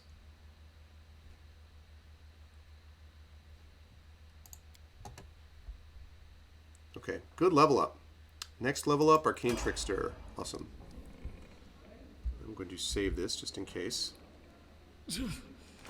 Adventures can wait. Yes, I know you need to rest. You've made it very clear. Okay. My boy, Tristan, is clearly a cleric. No question about it. Doesn't have the following features. Atheism. Yes, well, I kind of assumed he wouldn't. Alright, he does get an additional feat, though. Holy Lance. It's going to be sweet. That will be useful when the time comes to it. Okay. Lore religion, that's got to be up there. Yes. Perception needs to be high. And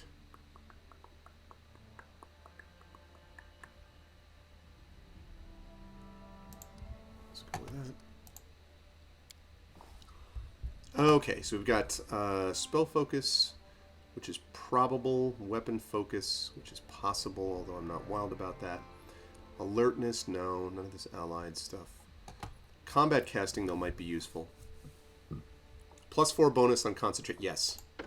Absolutely combat casting. He gets, right now, I don't have people that can hold aggro well enough that I can't assume that there are going to be times when my clerics, that happened to me a lot. So I need combat casting. Okay. What is shielded caster? Competence bonus, da-da-da-da-da. Yeah. Nope, that's cool. Combat casting. Yeah, thank you. I think it's important enough that it needs to happen. Check out all those spells. Lovely. Save it. And here we go. On we go. Lindsay, you are a bard, my love. And you have a better inspire courage, which is going to be good. Okay, skills. Clearly trickery. Clearly stealth. Persuasion. Mobility.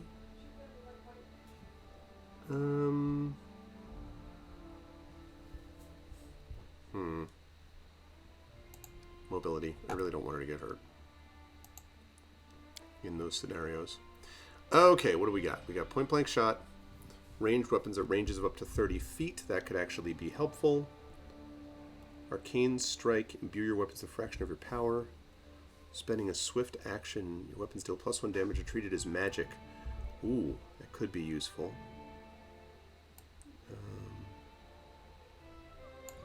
Defensive combat training.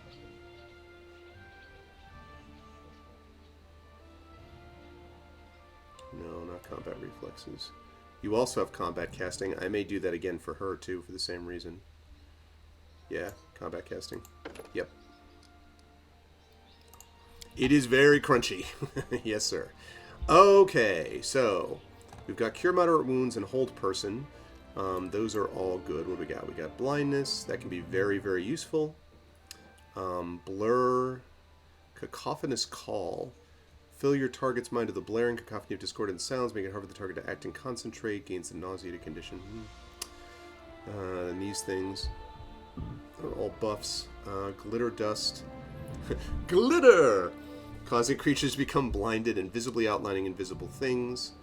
That could be useful in its own ways. Heroism. That's possible. I already have someone who does Rage. Sense Vitals. Yeah, I'm thinking about Heroism very seriously. Sense vitals. Summon monster could be useful too. Oh, cure moderate wounds. Oh my goodness. Well, oh wait, I already have cure moderate wounds. Never mind. I already. No wonder I liked it so much. I already took it.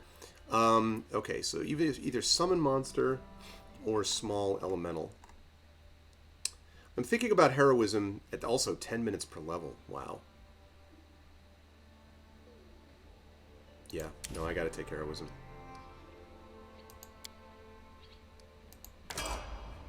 Okay. Yeah. Especially, when I saw the length of time. Adventures can wait. And I'm like, 10 minutes? I'm like, yeah. Yeah. Okay. Barbarian. And an alchemist. Just kidding. Barbarian. Okay. So, improved uncanny dodge. This character can no longer be flanked. Barbarian. Ball-bearing Ian. Yeah, remember, it can no longer be flanked. That's useful because she gets flanked a lot. Or, you know, she's... trying to keep Amiri alive has been the story of much of this game. Because she's great, but she needs to stay up. She's too squishy. Okay. Definitely that. Definitely that. Definitely that.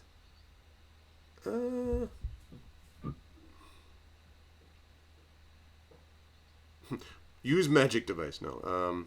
Okay. Let's do that. Okay. Now for her, I might think about weapon focus. But we will see. Get a +4 dodge bonus to armor class against attacks of opportunity caused when you move out of within a threatened area. She actually does get a number of combat attacks of opportunity made against her because I'm often running around to deal with her. But on the other hand, I want to make her into a big-time damage person. What is Die Hard? You're especially hard to kill. When your hit point total is below 0, but you are not killed, you can fight on for one more round as if disabled. Well, she spent a lot of the first portion of this game being close to death. So that's not bad. You can rage for 6 additional rounds per day. Barbarians. Wait a minute. Wait a minute. 6 additional total rounds? Yeah, I remember actually having her in the Pathfinder adventure card game. What does this mean, the extra rage? So she has a certain number of times she can rage. Or is this saying that each time she rages, she does it for more rounds? Is that what that means?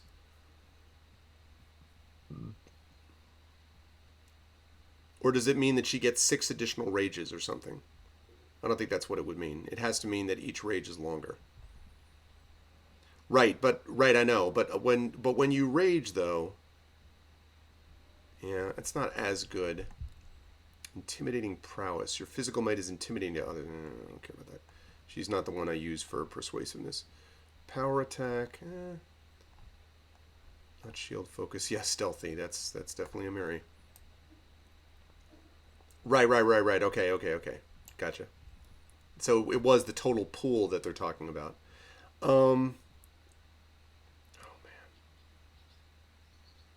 She has armor proficiency medium. Blind fight, no. I'm seriously considering... Okay, so it's either combat mobility... So it's either combat mobility or it's weapon focus. And if it were weapon focus, it would be greatsword, which is what she has. Oh, wait, no, she already... What does she already have?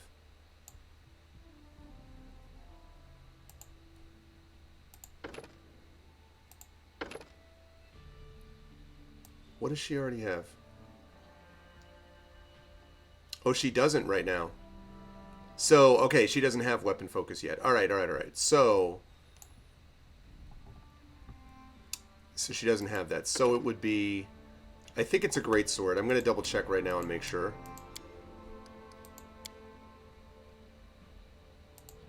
I think she has her greatsword. Oh, it's a bastard sword. I'm glad I checked. Okay. So it's a bastard sword. So...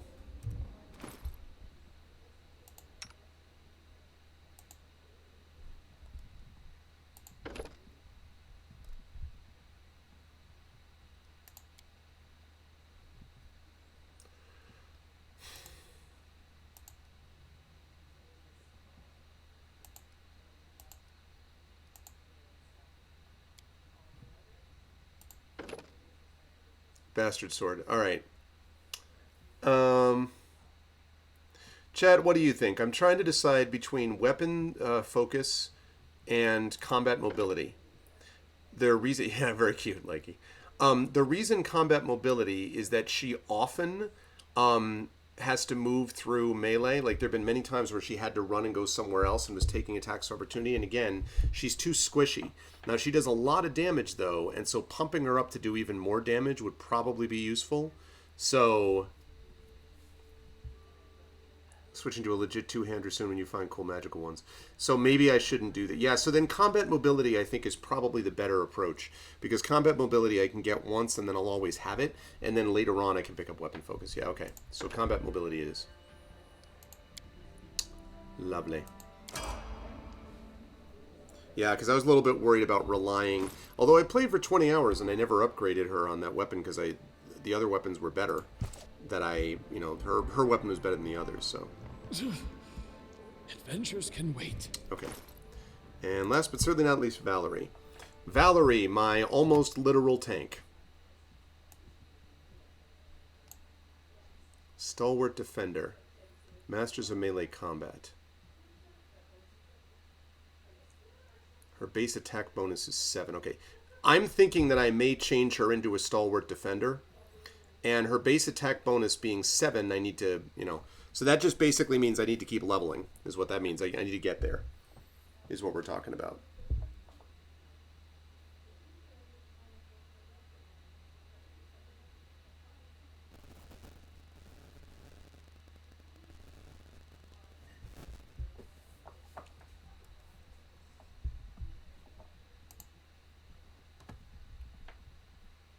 Yeah.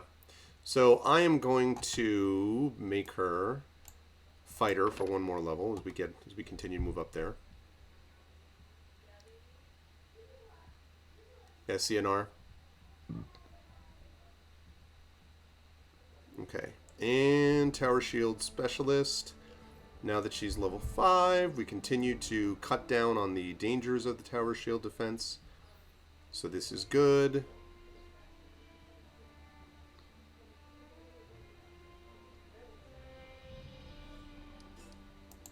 What's up, Genly? How you doing? Welcome, Genly. Okay. For sure that. And for sure that.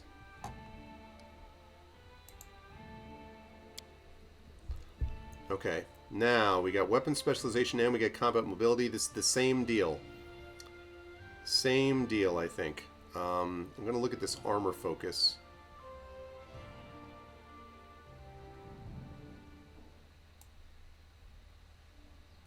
Die hard. Like little icons that give you, okay.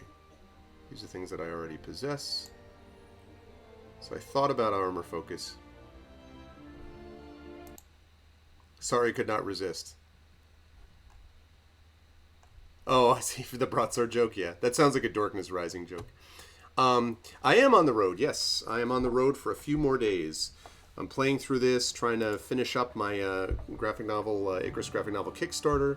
So, yeah, I'm doing this until we get to Thursday, and then I'm flying back home on Thursday afternoon. So I'm here for a couple more days. I am in another undisclosed location, so to speak. Okay, let's see. Yeah, it's good. It's been kind of an eventful trip, I would say, but okay. Yeah, so I'm going to go with combat mobility because, again, just based on what I've been dealing with in these fights, I need her to be able to stay up closer. And actually, I want to see just very quickly. So for her, She should have -6 mobility. Yeah, we're getting there. We're cutting down on this negative mobility thing over time. Gradually cutting down over time. Same thing with the athletics. We're getting there. We are getting there. Thank you, Meteor Moxie, I think that says. Thank you so much. I am moving between undisclosed locations. I am indeed. But I'm not allowed to talk about it, Dizzy.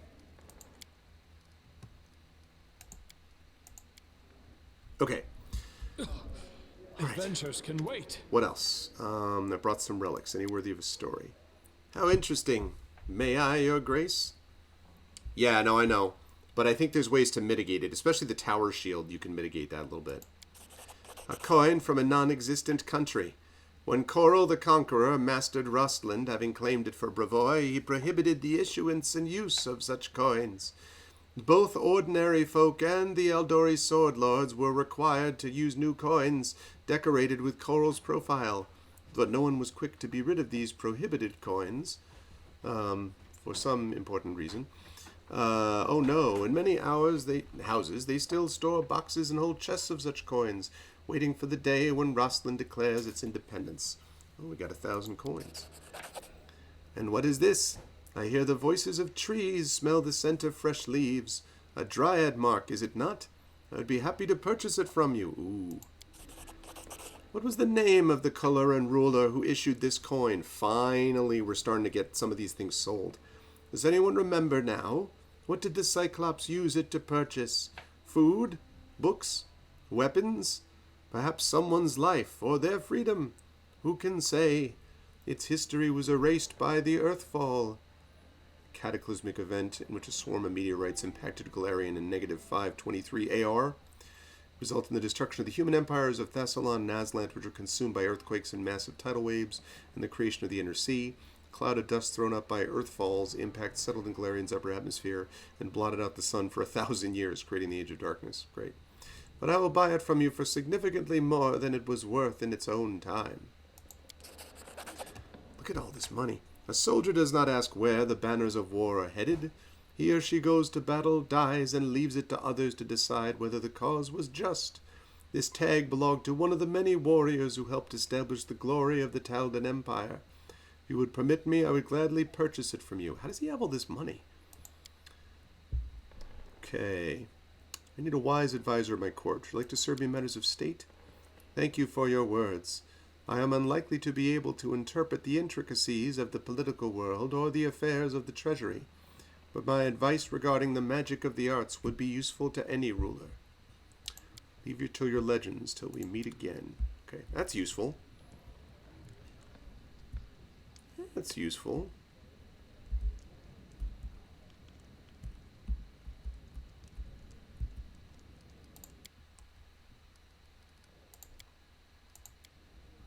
I'm a little nervous about talking to Lindsay, but Adventures can wait. Because we're afraid she's just going to be like, let's talk more about... Just a moment, I just got something. Hi. I already talked to her. Good.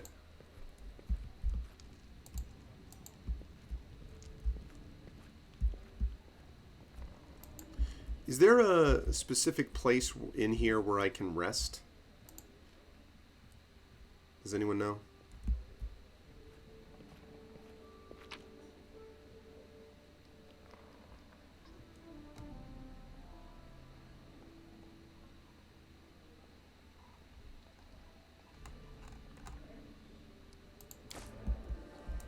You just press R and that's it?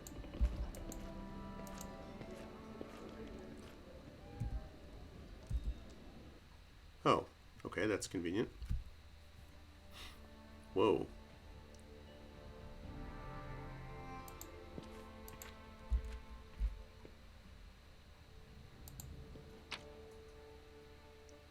Ooh, we have a magical flail. Okay. Flail +1. Oh. It's not that exciting.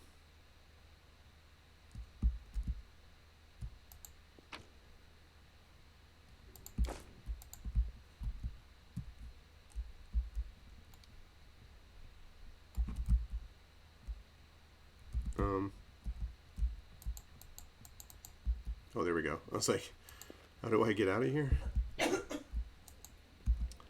There we are.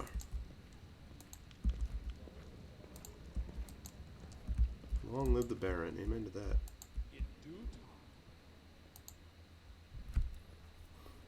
Okay, so let's go out here, and then auto map would be next. I mean, the world map would be next.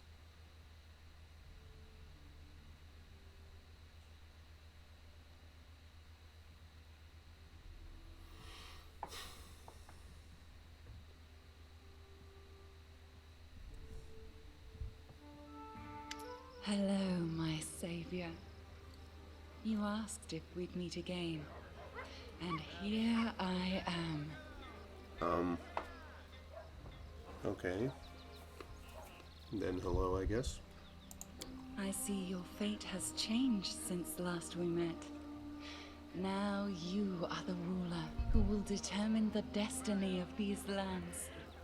I am their living heart, the whisper of the wind, the strength of rivers, the luxuriant growth of the meadows. Do you wish to touch this power? Gotta be honest, lady, it kind of creeped me out.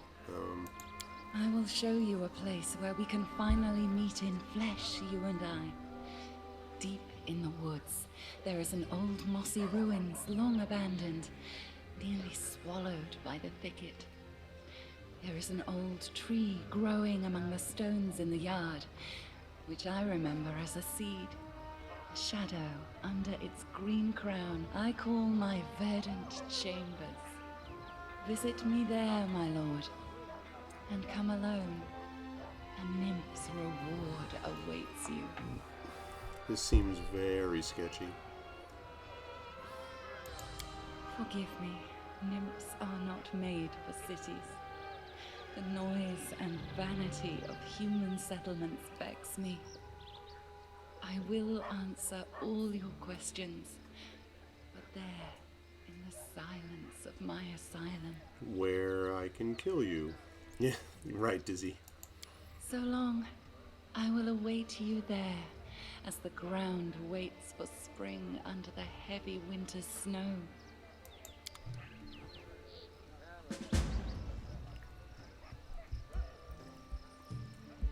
Little weird. Alright, well, I'm gonna go meet that nymph in a minute, I guess.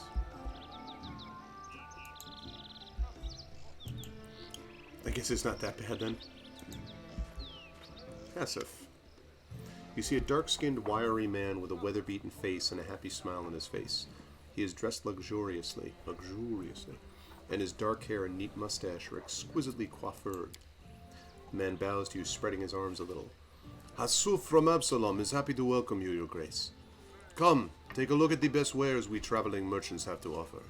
Please come, take a look. Tell me about yourself. My pleasure, your grace.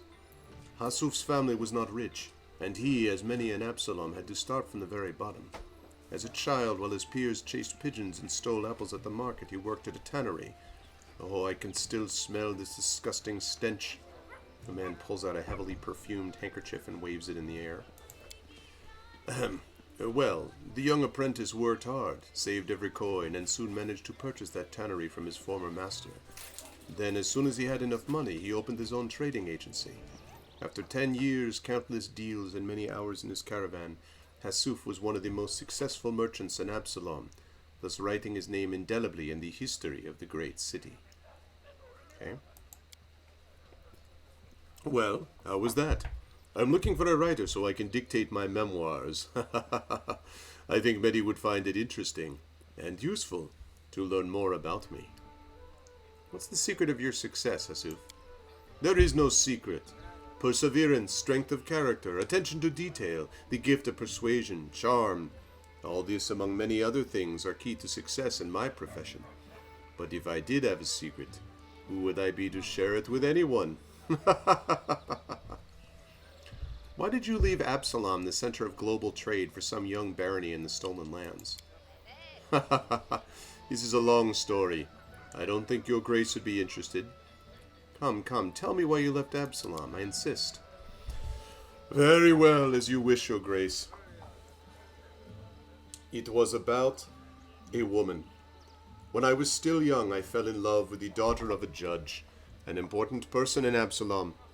For many years I tried to win her heart, but she was cold as stone. I should have given up, but this is not in my character. In the end, I did manage to win her love, but I was unready for it. As Abadar is my witness, Abadar being the god of cities, law, merchants, and wealth, the flames of hell burn inside this woman. I could not live with her for even 6 months. Tenderness and passion one day, screaming and scandal the next. Sometimes she would break into my office during business meetings to make a jealous scene, and sometimes pulled me by my collar from the finest taverns in town. I was nervous all the time, and it started to affect my business. I realized there was nothing else to do but run. Leaving her and remaining in the city would be impossible, even in such a city as Absalom. I decided never to return, and I still fear that wildcat of a woman will follow my trail. Although sometimes, after a couple of jars of wine, I still remember her. Perhaps it was I who unleashed this tornado in her. If somehow I'd behaved differently. Ah, poor Hassuf. Okay. First of all, selling that flail.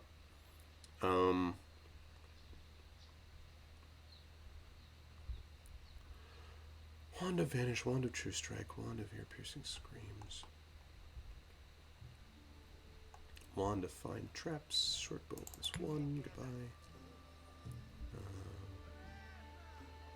Bastard Sword, goodbye. Ooh. Flaming Bastard Sword. Okay. Corrosive Heavy Flail.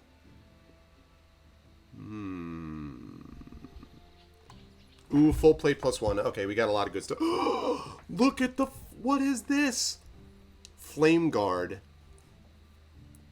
This 1+1 tower shield grants its wielder a +3 resistance bonus on reflex saving throws and fire resistance 10.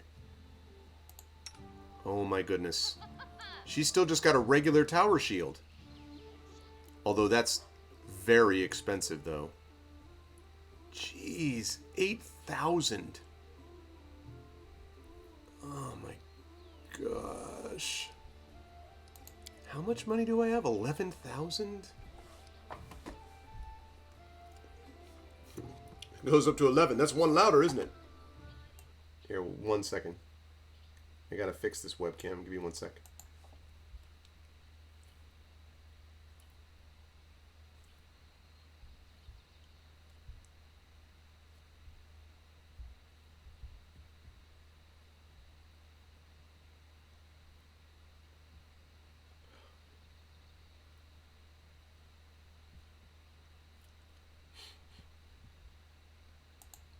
Okay. Oh man. The problem is, I mean, I like that a lot. The problem is that 8,000 for that money, I could basically get full plate. Because she's also got, what does she have right now? I could get her full plate +1 for 2650. And I could get a Miri, like,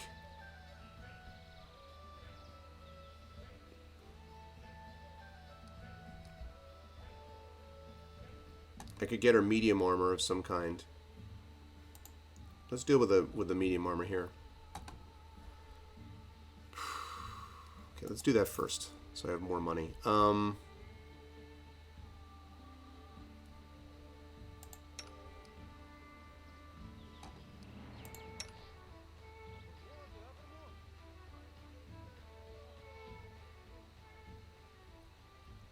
+2, so that I don't need anything with that. For a female barbarian, I do not know, sir. I could probably actually get her for both. Okay, you know what? Here. And here. And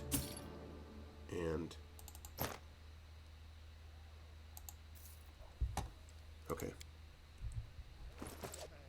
So that's a lot of money, but it makes Amiri into Much stronger.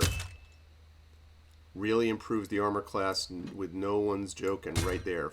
Flame. Look at that. Oh my god, look at that. Wow. That is no joke. That is no joke. Look at that shield. That is no joke. That's awesome. Okay. I wonder if there's anyone who doesn't make Valerie into just a freaking moving tower. Exactly. Strong. Her left arm, it's like tennis players, like their left arms, like whatever their racket arm is 5 times as bigger. That is Sparta, exactly. How we doing on that raffle, Dizzy? Are we almost done? We are currently at 6 o'clock, so I got another hour or so with Pathfinder Kingmaker. This is episode 183 of Pen and Pixels. I'm playing Pathfinder Kingmaker, having a really good time with it.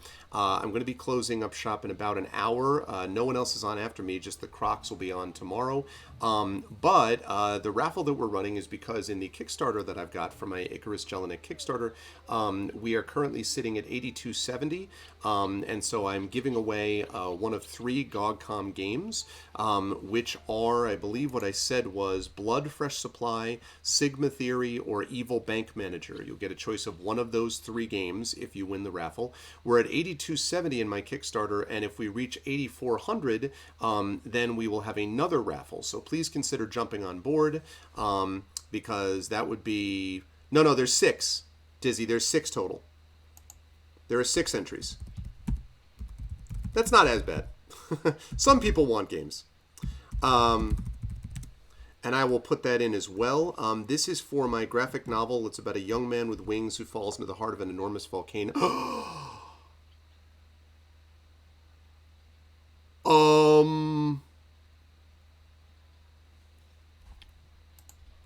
I'm just going to pop up what just happened.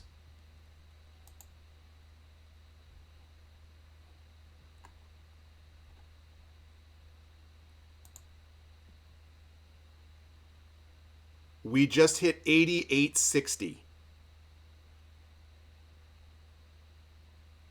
Holy crap. Okay. Well, that changes things quite a bit. Wow.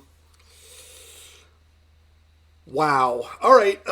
So here's the deal with this. That just made it much more likelier. That was, not only is it, okay. That is a huge deal because that means that we are now officially 65% funded. In fact, we're over 65% funded, and that means that Kickstarter's other algorithms are going to start to kick in, which is huge. If we can get to 9,000 today, that would be even bigger. Holy bleep, bleep, bleep. That is wild. So thank you. That means that once we're done with this raffle, which I'm going to ask Dizzy to close down now unless anyone else wants to join. So last call for the raffle. We're going to have 2 more. I'm going to give away 2 more games in chat because of how well we've done. And if we hit 9,000, I will give away another one as well. That is huge. Wow. So, wow. Okay, that's very exciting. I'm sorry. For those of you who are like, he keeps talking about this Kickstarter today, it's ending on Friday, so that is a big deal. That literally is possibly the difference between Louis Keg. It's literally, make sure, Meteor, that you put the exclamation point right next to raffle, though. Thank you. Now, we're not there yet. We've still 13.5 is the funding goal. But getting to 8860 pushed us over that algorithm, which gives us a really, if we can get to 9,000, as I said, that really starts to push things forward. So that would be huge. Wow. Okay. That's very exciting. I'm actually wondering if I'm going to get something from my publisher who's going to be like, oh my goodness. Unless anyone else did that in chat, in which case you guys are all awesome, amazing people. But either way, that's wild. Okay, the winner is... Drum roll. Winner is...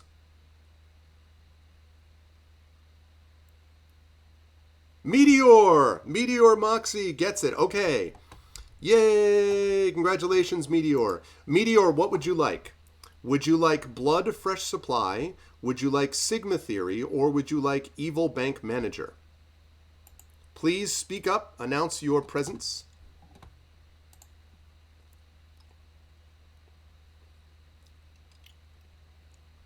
Congratulations, Meteor. What would you like?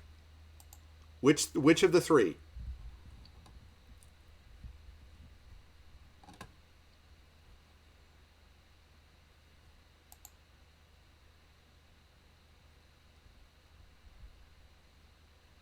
What is it going to be? Let me know, Meteor, so I can send that to you. Blood Fresh Supply. Okay, dig it. I'm going to send you Blood Fresh Supply right now. Give me just 1 second.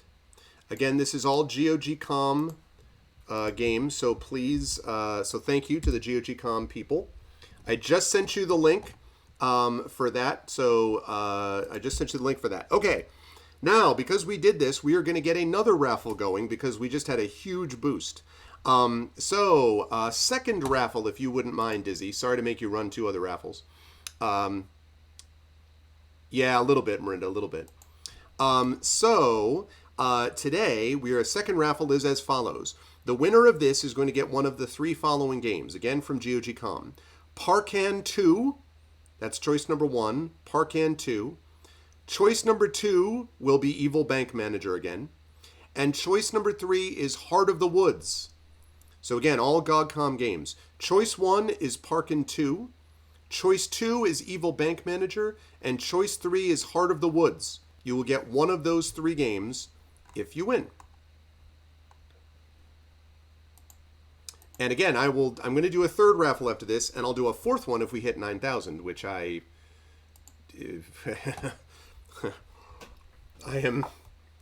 literally was like, so then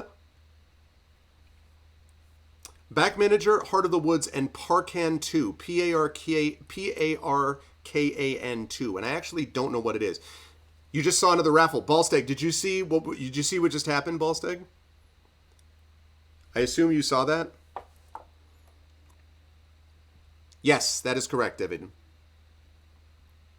I assume, Ballsteg, you just saw that.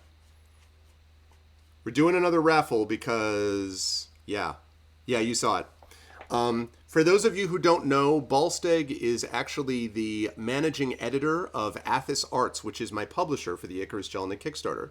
So he has been watching this with as much interest as I have, and that was not before you noticed me giving away a bunch of stuff. Yeah, I was just like, oh, that's tremendous. That means we're over the 65% funding barrier, which we needed to hit.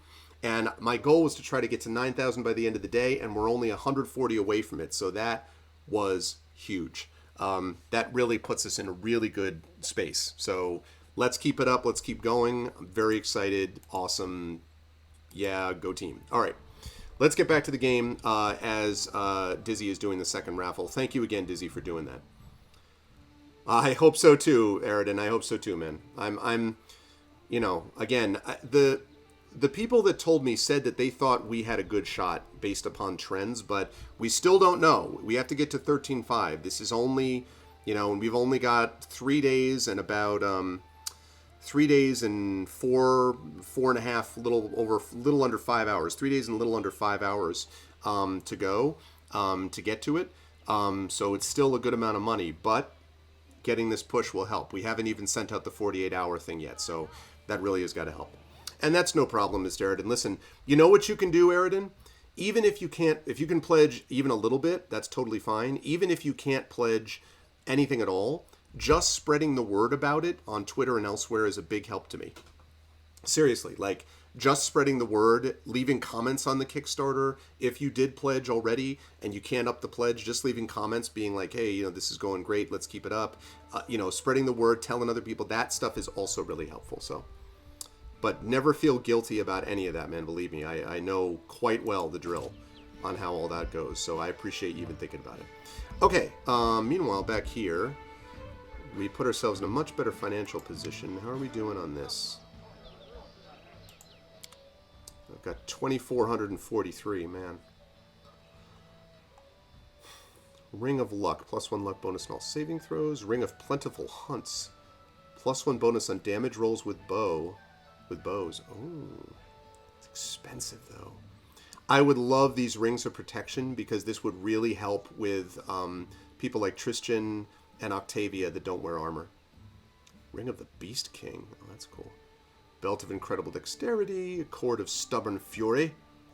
Instead of becoming fatigued after raging, wearer takes 1 damage each round for a number of rounds equal to 2 times the number of rounds spent in the rage. That's actually interesting. Eyes of the Eagle. Yep, I know about that one. Trap's Big. Headband of Inspired Wisdom. Yep. Lesser Kinetic Diadem. Yeah, this is all really cool. It's also really expensive.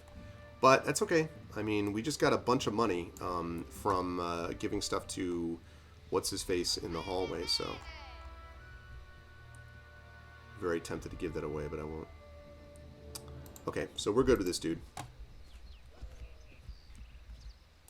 Hello, citizen. The Baron himself, greetings. Hello. The tiefling girl looks as though she's made of springs. She cannot stand still for a moment. She nods her head, snaps her fingers, and taps her feet to an inner whirling song. Seeing you, she quickly waves her hand and breaks into a wide smile, and immediately starts jabbering, Your Grace! Welcome! What you want? Scrolls? I have them. You won't regret it.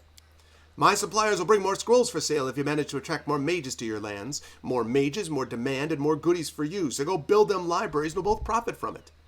Could you perhaps speak a bit more slowly? Sure, as you wish. Who are you? Zarcy the Letter Gobbler at your service. Best spells, charms, jinxes, and hexes for the best baron across all the river kingdoms. Buy it all and don't be stingy. You won't regret it. Where do your goods come from? It's a family business. I've got siblings across all Mendev. They pinch every... I mean, they're very creative suppliers. And I sell it all. Get it now. Don't hesitate. My goodies are great. Show me your wares. What do we got? Got us a lot of scrolls. And a couple of wands. Okay, cool. Don't think I need this now. Probably. Yeah, I don't need this now, but thanks. Guard and guard. Let's talk to other people in the merchants. Verdal, a young dwarf, red-haired, neat, and surprisingly clean-shaven, stands leaning against a sledgehammer. He's busy reading some book, but as you approach, he looks up and bows slightly. Greetings, Your Grace. I'm Verdal, a blacksmith. What can I do to help you? Tell me about yourself.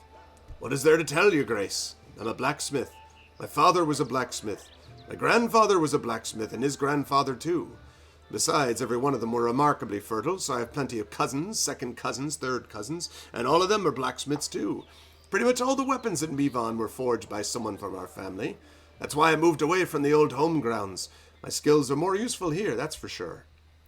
You look a little unusual for a dwarf. You expect to see a beard, eh? No offense, but what's the point of a beard? Especially when you're a blacksmith and working with fire. You burn it once, dip it into lighting oil, and catch a spark from the forge, and your beard is history. You're better off without one. What are you reading? Well, different things. It's nice to take a rest with a good book. Just now it's Icarus. Just now it's Valor and Honor. 10 Adventures of the Splendid Willis Gunderson and Absalom. All right. As your grace wishes. All right, what do you got? Ooh. The hell is an Earthbreaker? Cold Iron. What? Is it literally, it just says Earthbreaker, Earthbreaker. What is an Earthbreaker?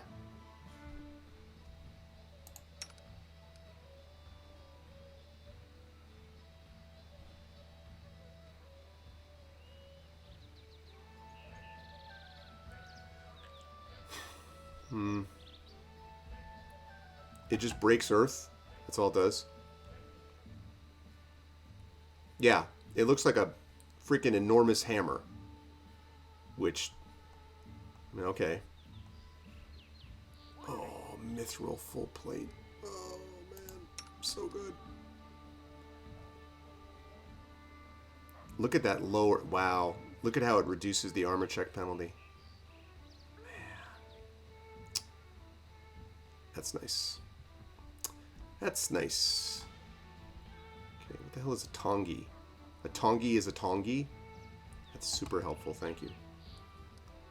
Where would I be without your assistance? Mithril is like mithril. I think mithril is like mithril, but not Tolkien estate copyright. I think basically is the answer to that.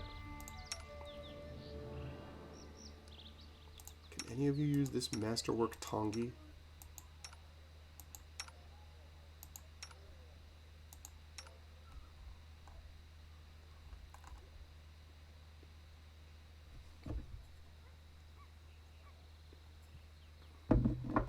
Did I mean to hide chat? No, I didn't.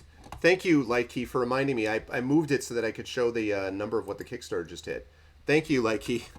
I would not have noticed that otherwise. Okay, so I'm going to have to deal with this, but not right now. I don't really... This stuff is not amazing, and I don't plan to buy too much stuff. Mostly keeping people alive is going to be really helpful for part of this. Alright, so we got ourselves some merchants.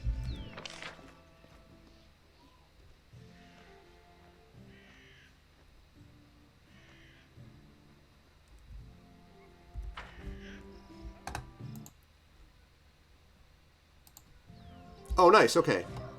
Yeah, so they made a lot of quality of life improvements, Alcat did, and I feel like if you compare this to the way there are some times when some people, some developers, patch games, but what they're patching is not really answering what people really wanted in the first place, you know? And so, ooh, look at that. Cool. And so, like, there's a difference between developers that patch and really listen and developers that patch and give you stuff you never wanted in the first place, honestly. Liking this music.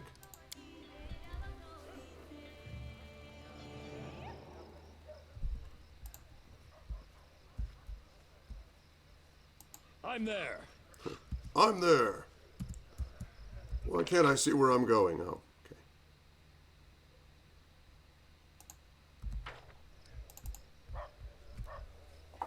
Yep. Oh my god.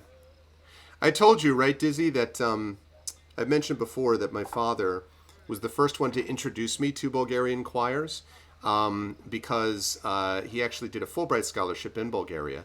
He was the first person to actually translate a Bulgarian poet named Pecha Debarova into English.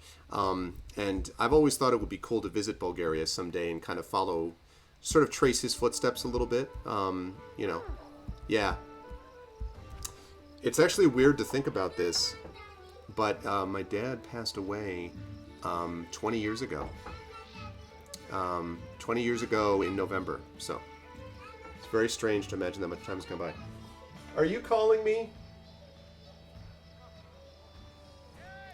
Time to show off Mini-Arv. Hi. Hi. Come say hi to the people. Say hi to everybody. Okay. Say hi. Hi. This is Mini-Arv. This is my son. How are you doing, my boy?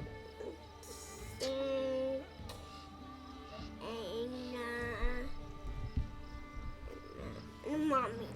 Oh, who do you think that is? Well, this is, let me show you. Who do you think this is? Who's that?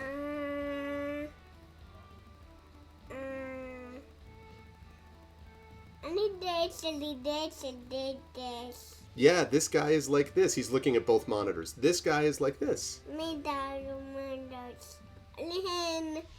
did this. And did this. Oh, he's doing this? What about this one? What do you think of this one? What do you think of her? That one. That one and that one and that one? Nice. Yeah. And let's see. Let me see if you can say some of these names. Can you say, hi, garlic tofu. Hi, tofu. Hi, Ballsteg. Hi, Daisy. Hi, Meteor Moxie. Hi, Gary Rocky. Hi, Mr. Aridin. Hi, Lily. Hi, Mr. Aridinel. And Lily. All right. Oh, and also, hi, Dizzy Plays. Can you say, hi, Dizzy Plays? Hi, Dizzy Plays. All right. You've all said it now. You have all said the names. You have heard the names said by my son. Remember this moment when he becomes something awesome, whatever it happens to be. What do you think you're going to be?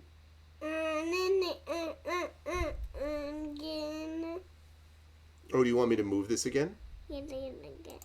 Okay. I'm going to move him around here. We're going to bring him down to the I map. do what I must. And mom. Okay. I'm going to bring these ones, okay? Future career in radio. Can you say hi, Miranda? How to read. How to read that. There he goes. We're going to look at the big map. See, look at the map. Yeah, do you want to see where we're looking at? Okay, let's see. What does it say? We need to do a lot of things. Just reward. Kingdom quest. Don't care about that. And don't care about that. The curse gains power. Okay, so if I don't, I'll give it a 6 out of 10.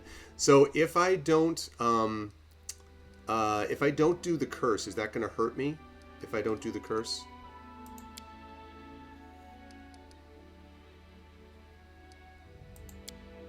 Deal with that in a second. Mom. Oh, and last one. Do you want to say? Mom. You want to go see mommy? Okay, hold on, relax. Let me open the door. Let me open the door.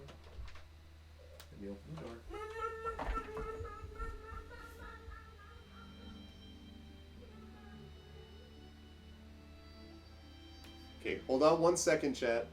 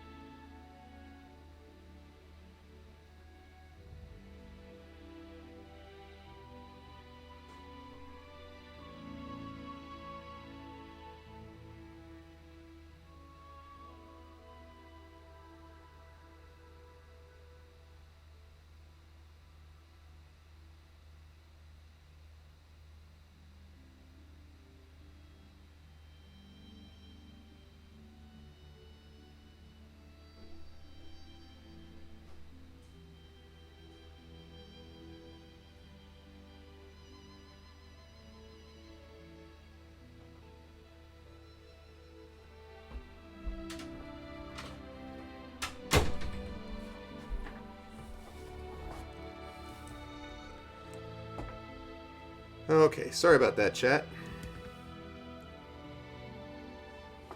Okay, sorry, chat. Yep, it was when you said 6 out of 10, he was like, no! No, that wasn't the reason. It was because he wanted to see where Mom was. Okay, so, yeah, good job, chat. You scared Mini Arv. About a week left, you should visit the Bald Hilltop. Not doing the curse will in your game. So, should I, but I don't have to do it right now, is what you're saying, PKD fan? Like, should I do it? Because I don't mind doing it now. That's fine. Like, should I do that now and then do this other one? That's fine with me. Oh, you don't think I can?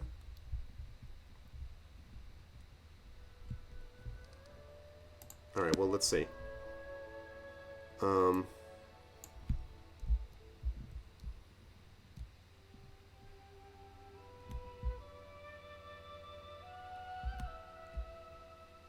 No, I saw that it said the next development will be in a month, but I thought the next development, that means I need to do something before the next development happens. Is that not the case? I thought that's what it meant.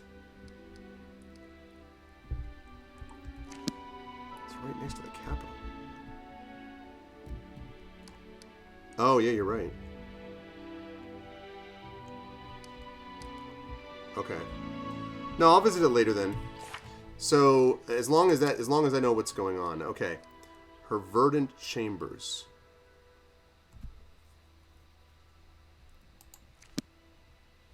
Alright.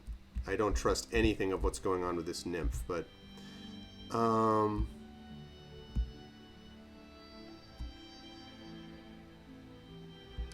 There are the verdant chambers, okay. Alright, let's head out, shall we?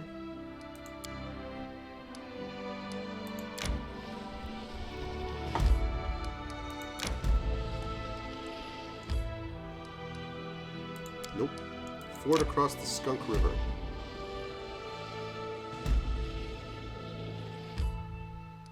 Nope.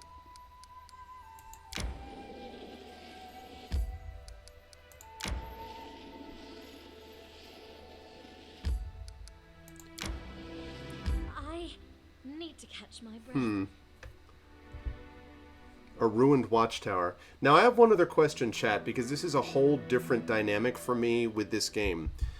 How much of the game, like, obviously there's always little things to explore, but let's say that I was this is what I'm thinking. I'm thinking of going to the ruined watchtower and then going on to the verdant chambers.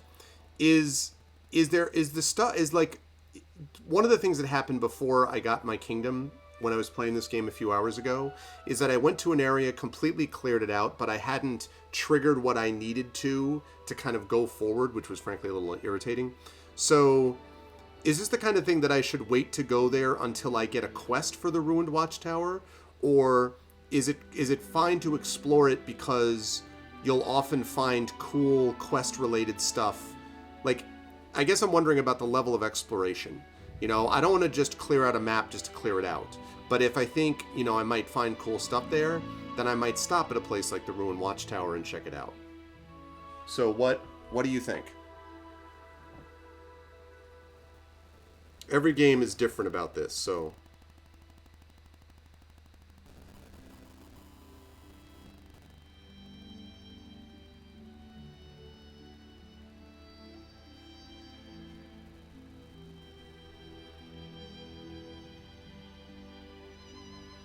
Okay.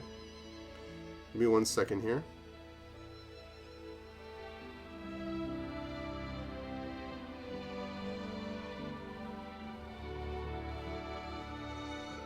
Okay.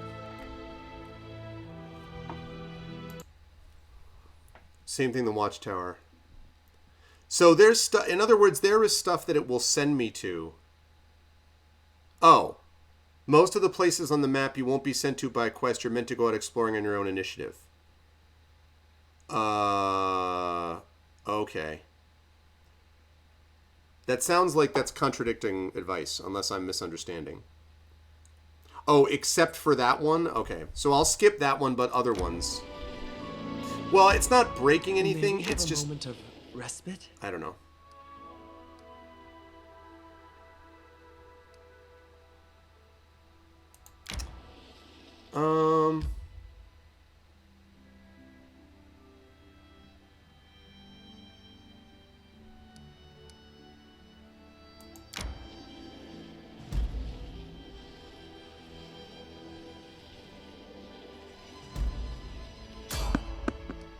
Whoa, random encounter.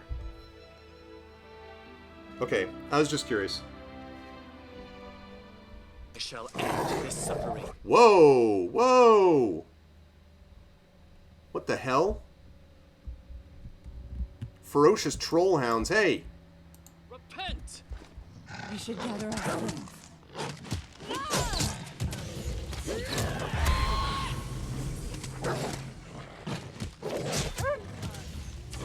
My hand.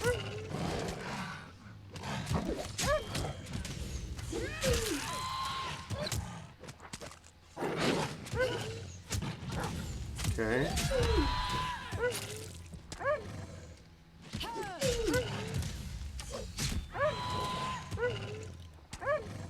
Let us fight as one.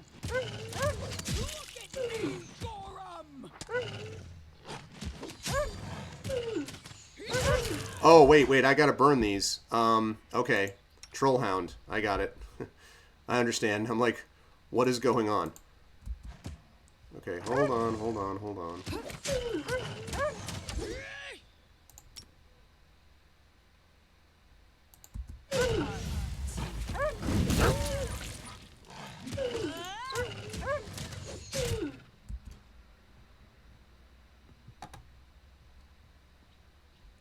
Yeah, I got it.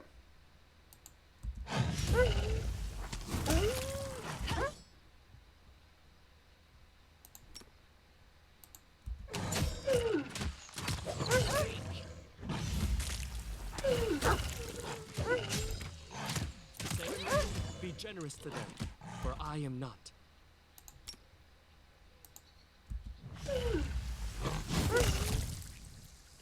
Well, half-elf, today you've helped the Dreamer Cat.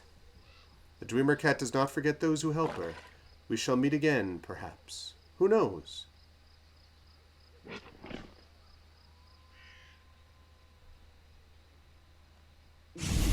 Whoa! Respite? Suddenly gone. That's cool.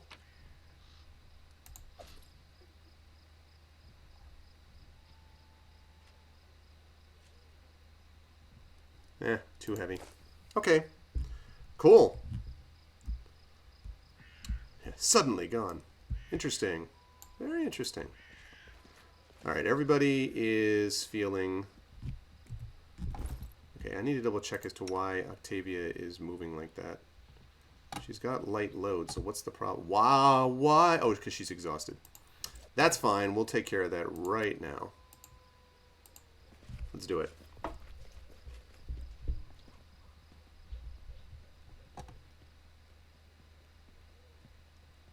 Let's do it. It's strange to remember how, as a child, I enjoyed all the bright dresses, bows, and ruffles. And I like them all so much. Too bad I don't often get a chance to dress up. Hunting good. Camouflage good. Ah.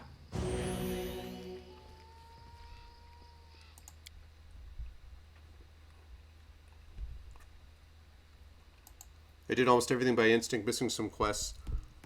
You got pretty horrible endings. Yeah, I mean, I generally like to play that way also, Koshiro, and I definitely did that with Pillars of Eternity 1. I haven't played Pillars of Eternity 2, to be honest, so that one I cannot say. Alright, so... I'm off!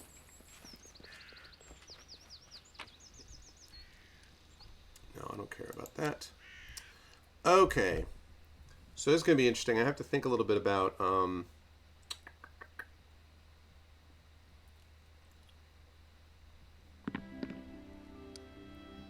what is St. Galavan's Gullet?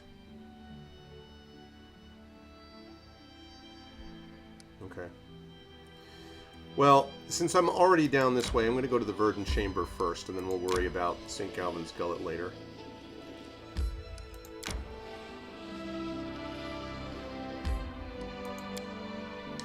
This whole thing is sketchy. Like, very sketchy, though. Like, I don't know what this woman's doing, but...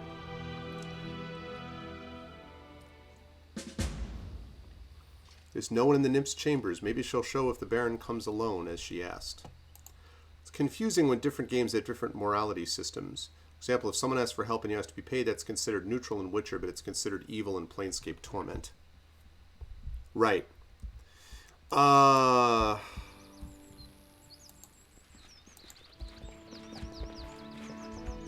I'm there.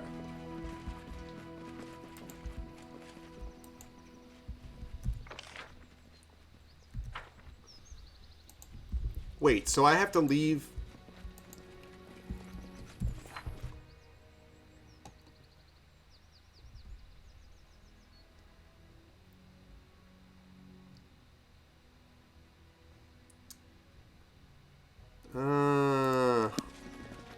In due time.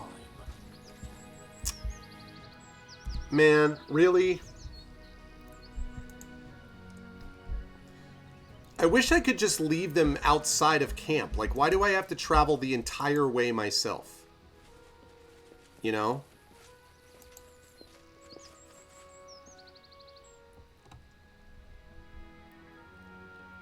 You know, like, why do I have to travel? That doesn't make any sense to me. I really do have to come alone. Great. That is obnoxious. Is there a way to leave them outside in camp? I'd really rather do that.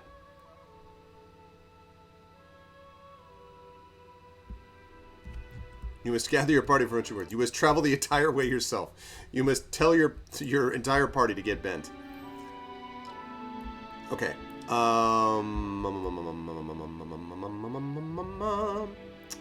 So...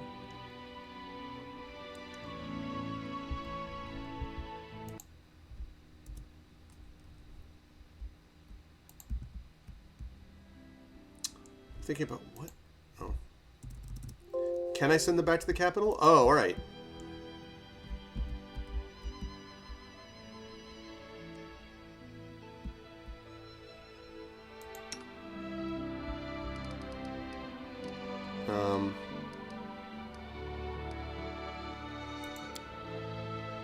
Changing the group will take 3 days and 16 hours. Continue.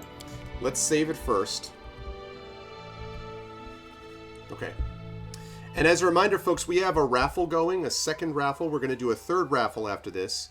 And then if we get another $140 today, because my goal is to hit $9,000 by the end of the day on the Kickstarter, I will do a fourth raffle. So we've already got, right now, we already did a raffle earlier. We're finishing up a second raffle. And this raffle, by the way, is to win one of 3 games. It is either Parkan 2, it is Evil Bank Manager, or Heart of the Woods. All GOGCOM games, of course. And yes, I agree with you, Koshiro. All right, so... All right, let me...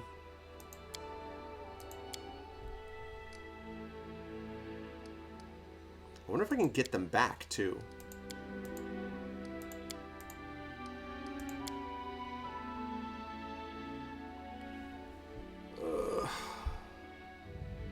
That is so obnoxious. What?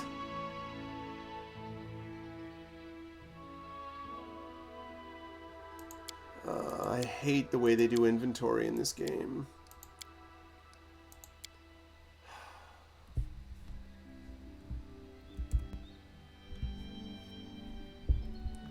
I mean, like, that's just busy work to me. Why do I have to do that? Ugh.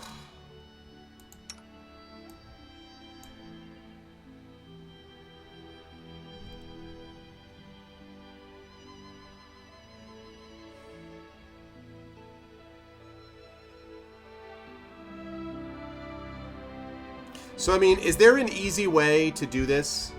So I can just get all the damn inventory off of them? Like, even if I start back at the kingdom, is there a way that I can do this without having to travel naked because the game doesn't want me to do that?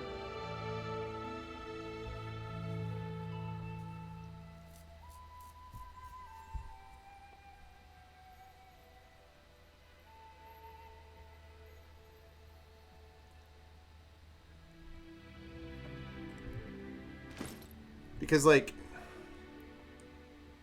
I don't want to freaking...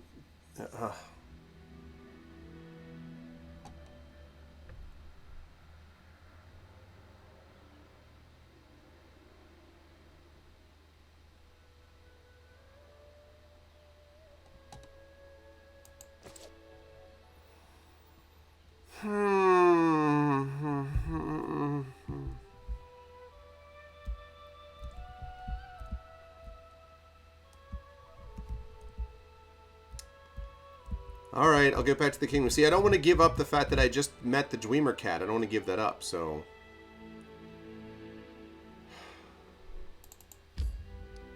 Alright, fine.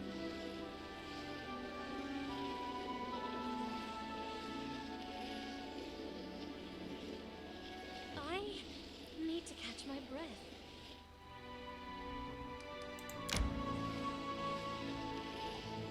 Yeah, but I'm not gonna... That's... I want to do this now. I mean, I want to do some quests. This is something where I feel like I would do this if I would possibly do this, you know, like... So...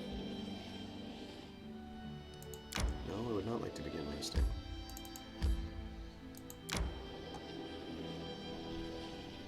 Okay, sounds good, Izzy.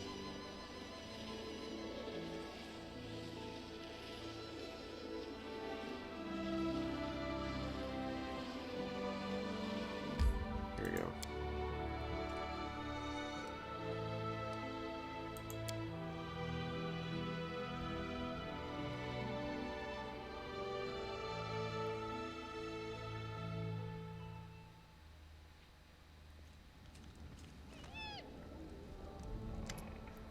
An unusual petitioner approaches you, a tiefling girl who appears to be a foreigner from the south.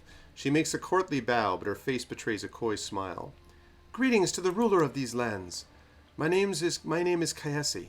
I come from the sands of Kadira.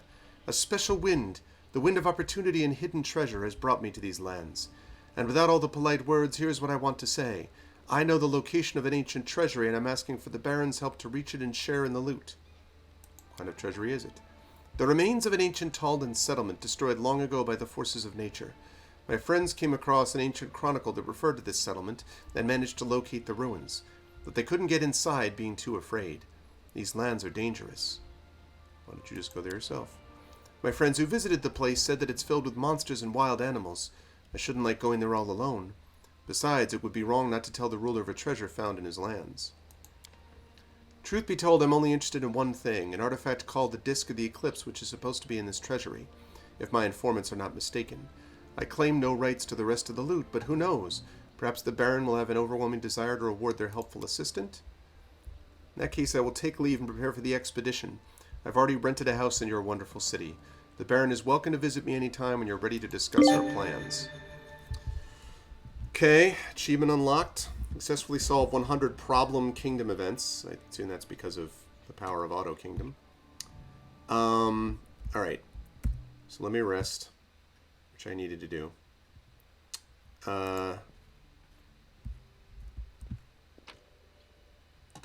Okay, so do I literally have to... Oh, why am I even asking this question?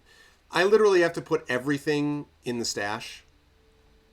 Do I have to, like... Is there a way to do that? To put all of it over there?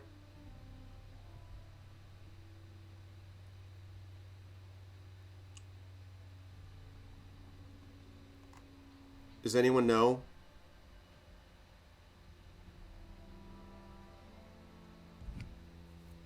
They really make you do this one by one. They really do that.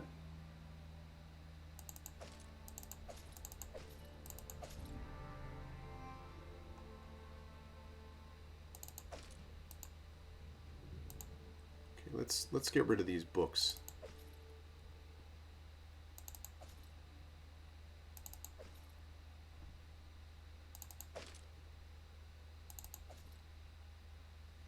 I assume the collect all takes it all out of the chest again. That would be my guess.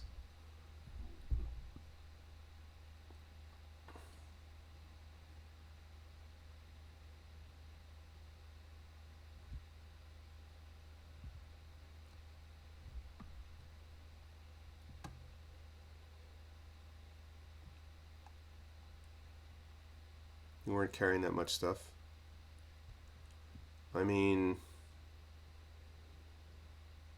I don't know why these things were not sold, actually, so I'll bring those out and I'll sell them, but, like, I'm going to sell this, too.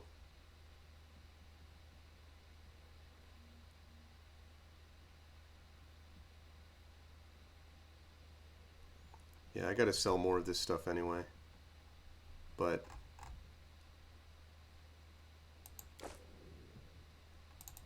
I mean, I assume that there are not many times where I have to travel completely by myself. Is that fair to say?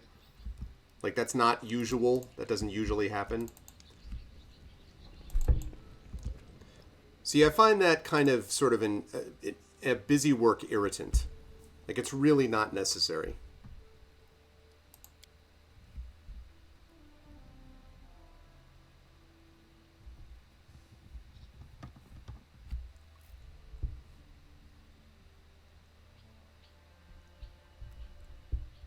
It's like doing worksheets in classes, you know? It's like it's not...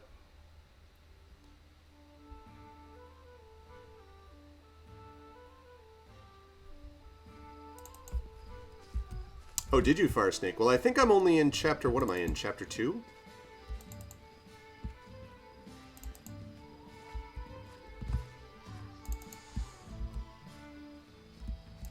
In due time.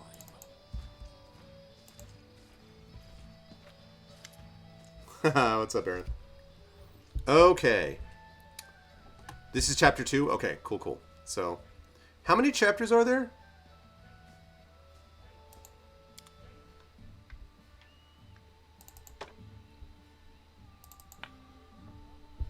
Seven? Okay.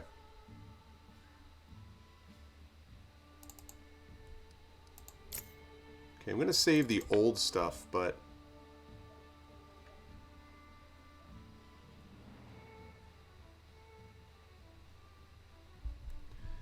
I just need to get more bet in 99 chapters. Okay. Okay, is there any reason to hold on to these trinkets for someone later, or can I sell them? And I don't want to necessarily optimize. All I mean is, like, are these things that I can just...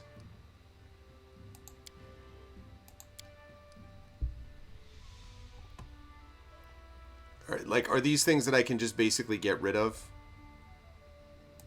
Okay.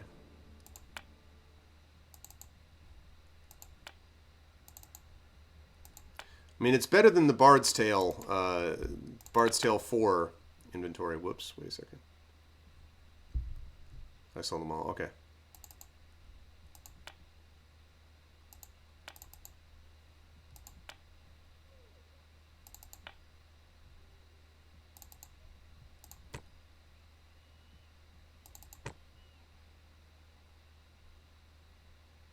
I'm going to hold on to these things because I don't know yet about that.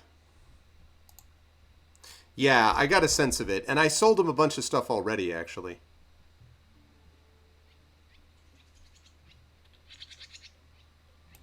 Of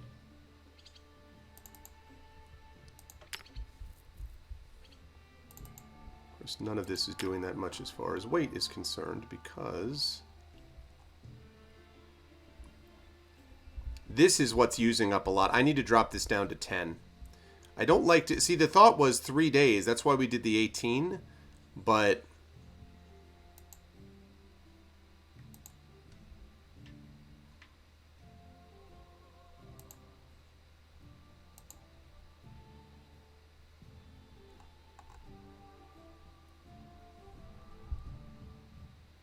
I know, right, Arenth?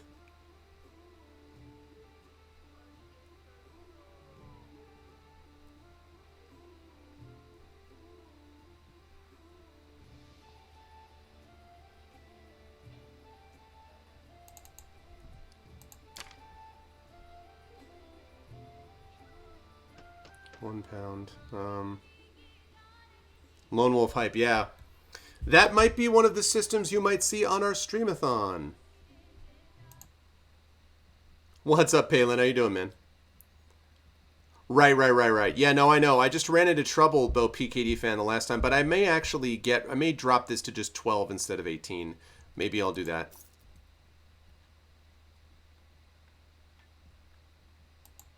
Maybe I'll drop that to 12 instead of 17, instead of 18, and that will help.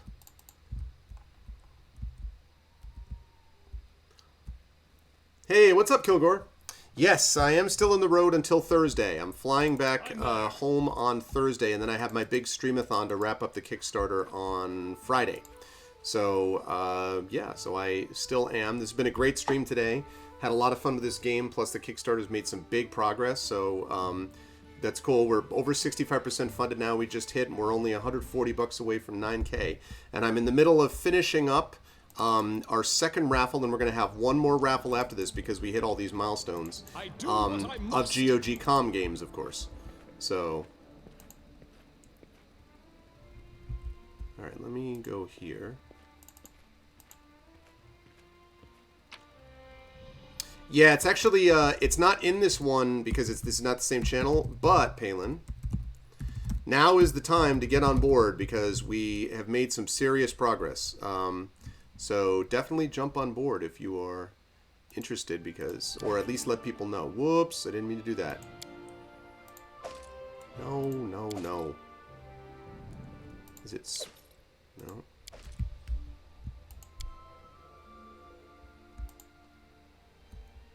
Is it control?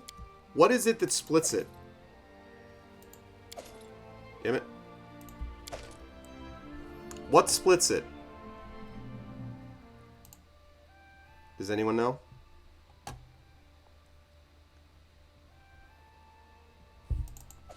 No. Double click doesn't do it. I just tried shift. That doesn't do it either.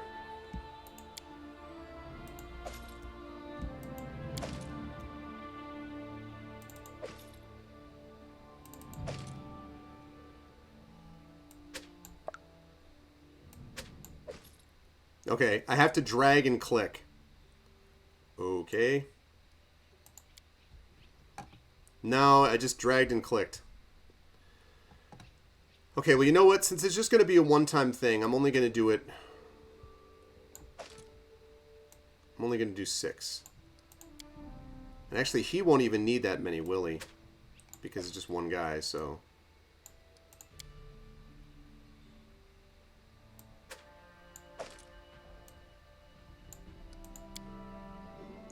Okay. I'm off. Finally. Yeah, Control Alt Shift Option Escape. Great. Yeah. Lovely. Okay. So as soon as Dizzy Plays gets back, we're going to close down that one raffle and we're going to start another. I did not try Shift and Drag, but just regular drag actually did it. He's, I mean, that's not really his thing. Okay, let's see. Arv heading to Verdant Chambers. Yeah, actually, if you wouldn't mind doing that now, Kilgore, last chance to get in on this raffle, folks. Last chance to get in this raffle, because we have to do one more raffle anyway. Thank you for the follow, Harry Chapin. Also awesome, by the way, Harry Chapin. And the cat's in the cradle and the silver spoon. Whoa, I don't want to get... Oh my gosh, White Fang with the subscription. Thank you.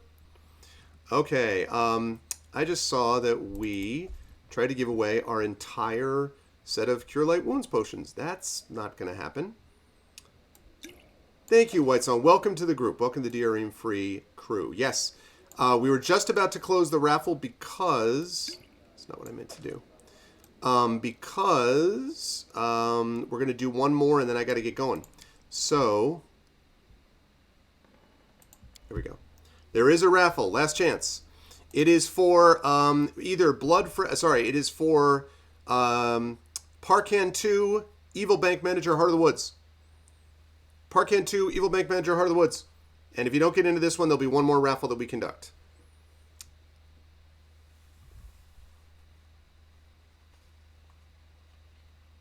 Get on board.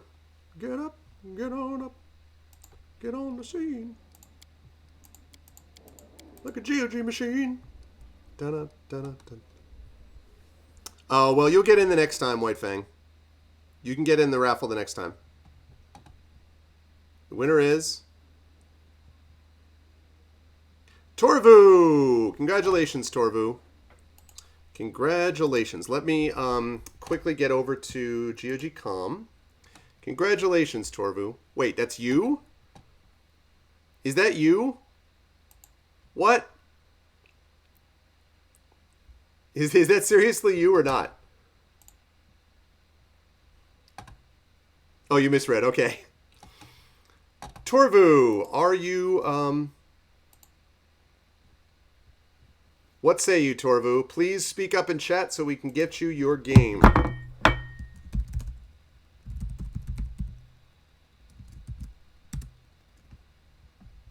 Okay. Torvu is here. Lovely. Okay, Torvu, I am going to send you the code to the game. Congratulations. Which one of those games would you like? Which one of those games would you like? Tell me and I will send it to you.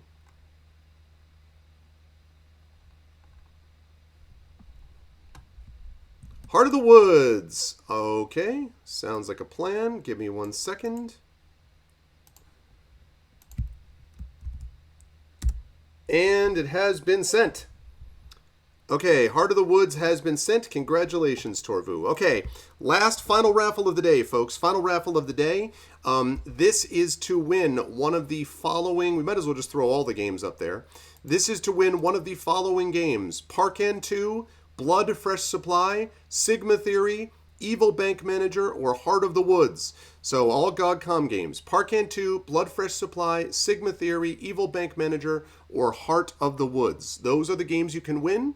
They're going to open up one more raffle, and we're going to go through it right now as I finish up here, because I do have to get going pretty close to time, because I have a interview that I'm doing about my Kickstarter. And now I'm actually finally light enough that on my feet that I can go into what is very obviously a trap. This is like, I'm just like, dude, really?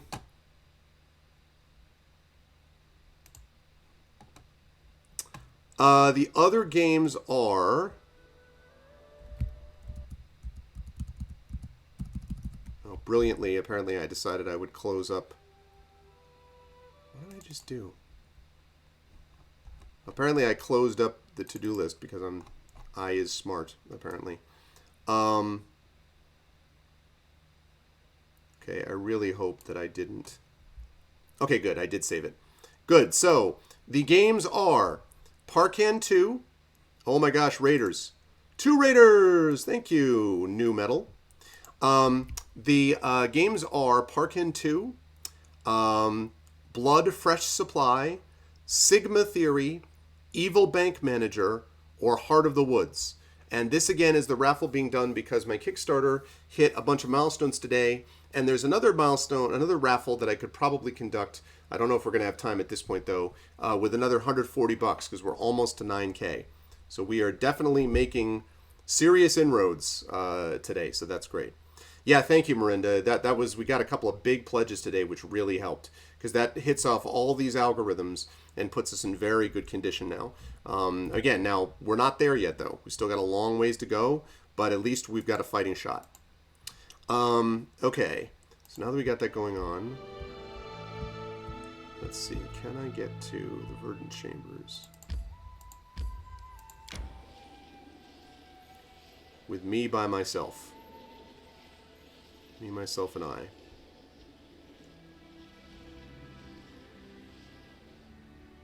No. Adventures can wait. Don't want to keep resting. You can go to this one spot and then you can stop.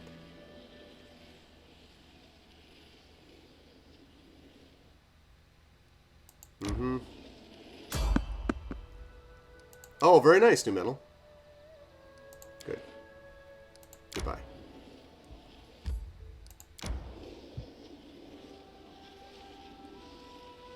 Okay. Oh, God damn it. God damn it. I don't want to... Don't want to fight things right now. Okay, see you. Thanks, New Metal. Their life ends here. Ooh!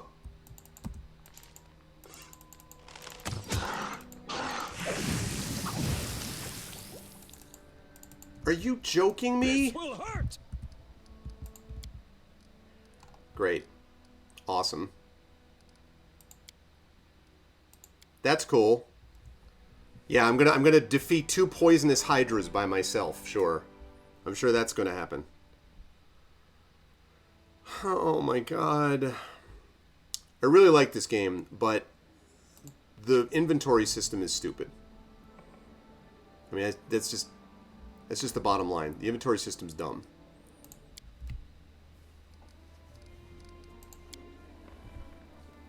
I mean, I shouldn't say that. Just the inventory system in terms of, like, how they handle it with one versus everybody else. If it's a shared stash, then I don't, you know, then I don't get it. Like, it's not... I don't... Yeah. Blah. Blar. Okay. Let's get there. We're going to travel there. Just hoping we get there and we don't hit anything. Actually, you know what?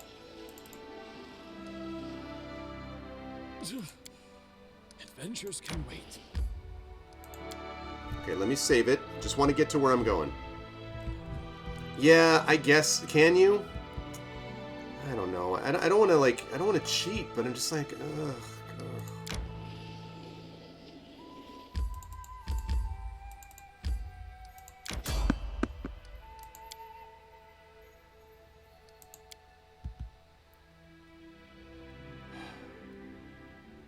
Really? Really, Now game? life ends here. This will hurt.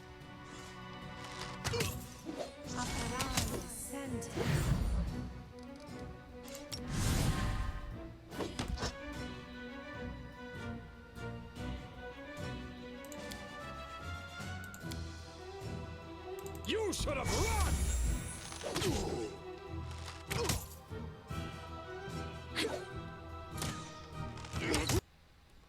Oh, that's okay, Genly.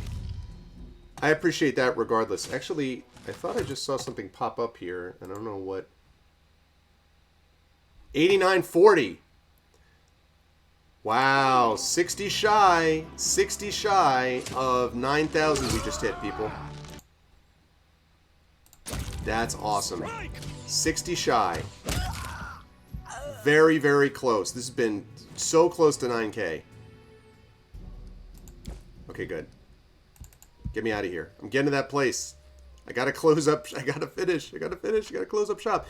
Last call for the raffle, folks, for this third raffle that we've got. Because I gotta get moving here.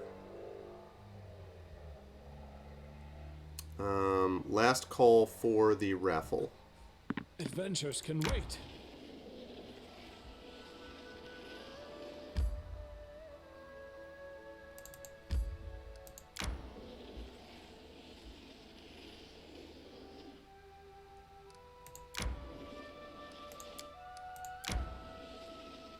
Okay, save it.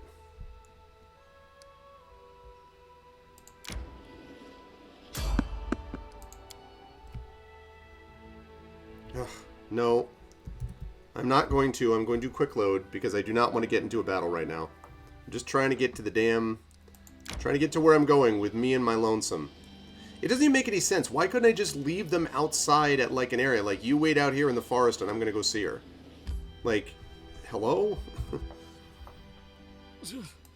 Yes, I know you need to rest. I'm fully aware. Okay.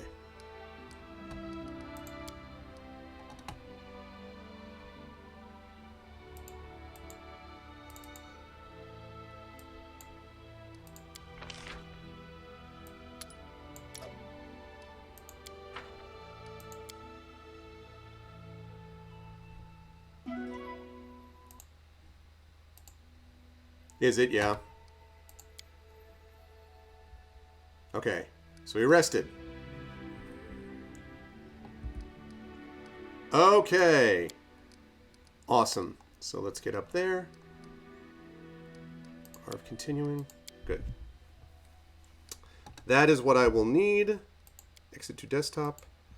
Lovely. Okay, congratulations, Mr. Aridin. Let me give this away. Let me take care of this and give this away.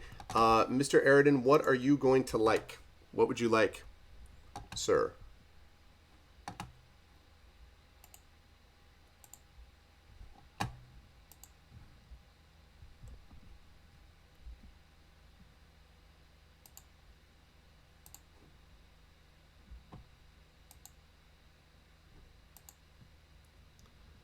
Those are those choices. Okay.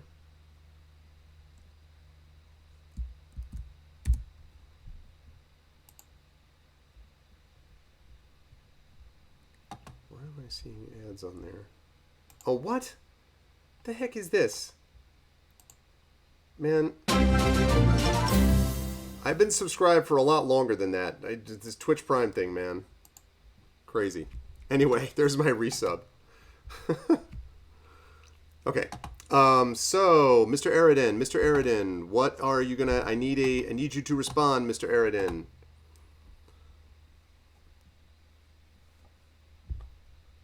What's it going to be, Mr. Eridan? Mr. Eridan, Mr. Eridan. I need you to respond, Mr. Eridan, because I got to get going. What's it going to be? What's it going to be? What's it going to be? Yeah, thanks. What's it going to be? Yeah, that's a good one. Mr. Eridan going once. Mr. Eridan going twice.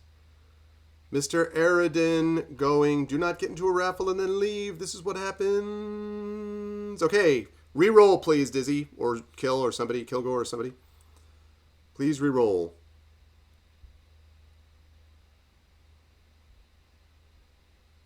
What do you got? What do you got? What do you got? What do you got? What do you got? Let us re-roll, please. Greymere! Congratulations, Greymere. What's it going to be, Greymere? Greymere, what's it going to be? What's it going to be? Please say something, Greymere. Please respond, Greymere. Tell us what game you want, Greymere. Please respond. And say something, sir or ma'am. Or Gray. Parkan, please. Yay! Awesome. And subscribe too. Cool. Thank you, Greymere, very much. I appreciate it. Parkan 2. I am very happy to give it to you. Give me just 1 second.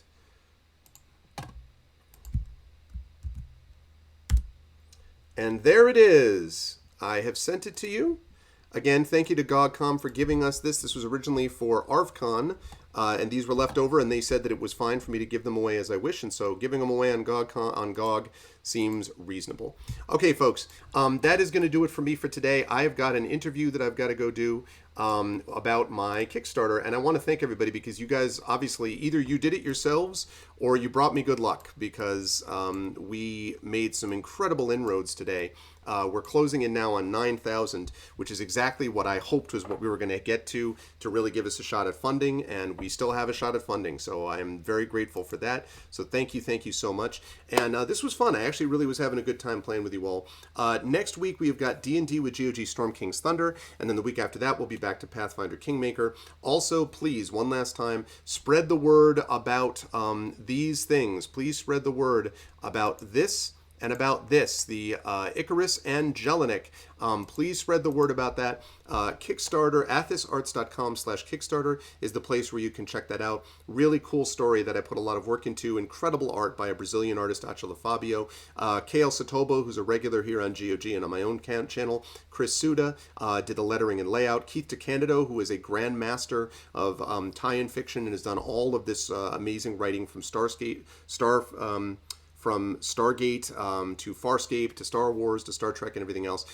He did the script, so we've got a lot of stuff out there, and we only have until Friday at 11 p.m. Friday at 11 p.m. I will also have a streamathon on my channel, including our very own Pyronjade from GOGcom. That's going to do it for GOG tonight. However, you will see the Crocs tomorrow. I'm going to be over doing a live stream on YouTube, if any of you want to check that out. That will probably get tweeted out very soon. But thank you to everybody for your awesomeness today, and yeah, I'm very grateful that everyone was able to join. In case you're curious, I have played so far 25 hours, and it says I'm 10% done with Pathfinder, so we got a ways to go. But thank you all so much. Thank you, everyone, and much love. I will see you next time I talk to you. It'll be from home again. I'll be back east. But everyone be safe, and I will catch all of you lovely people soon. Until then, thanks, everyone. Bye for now.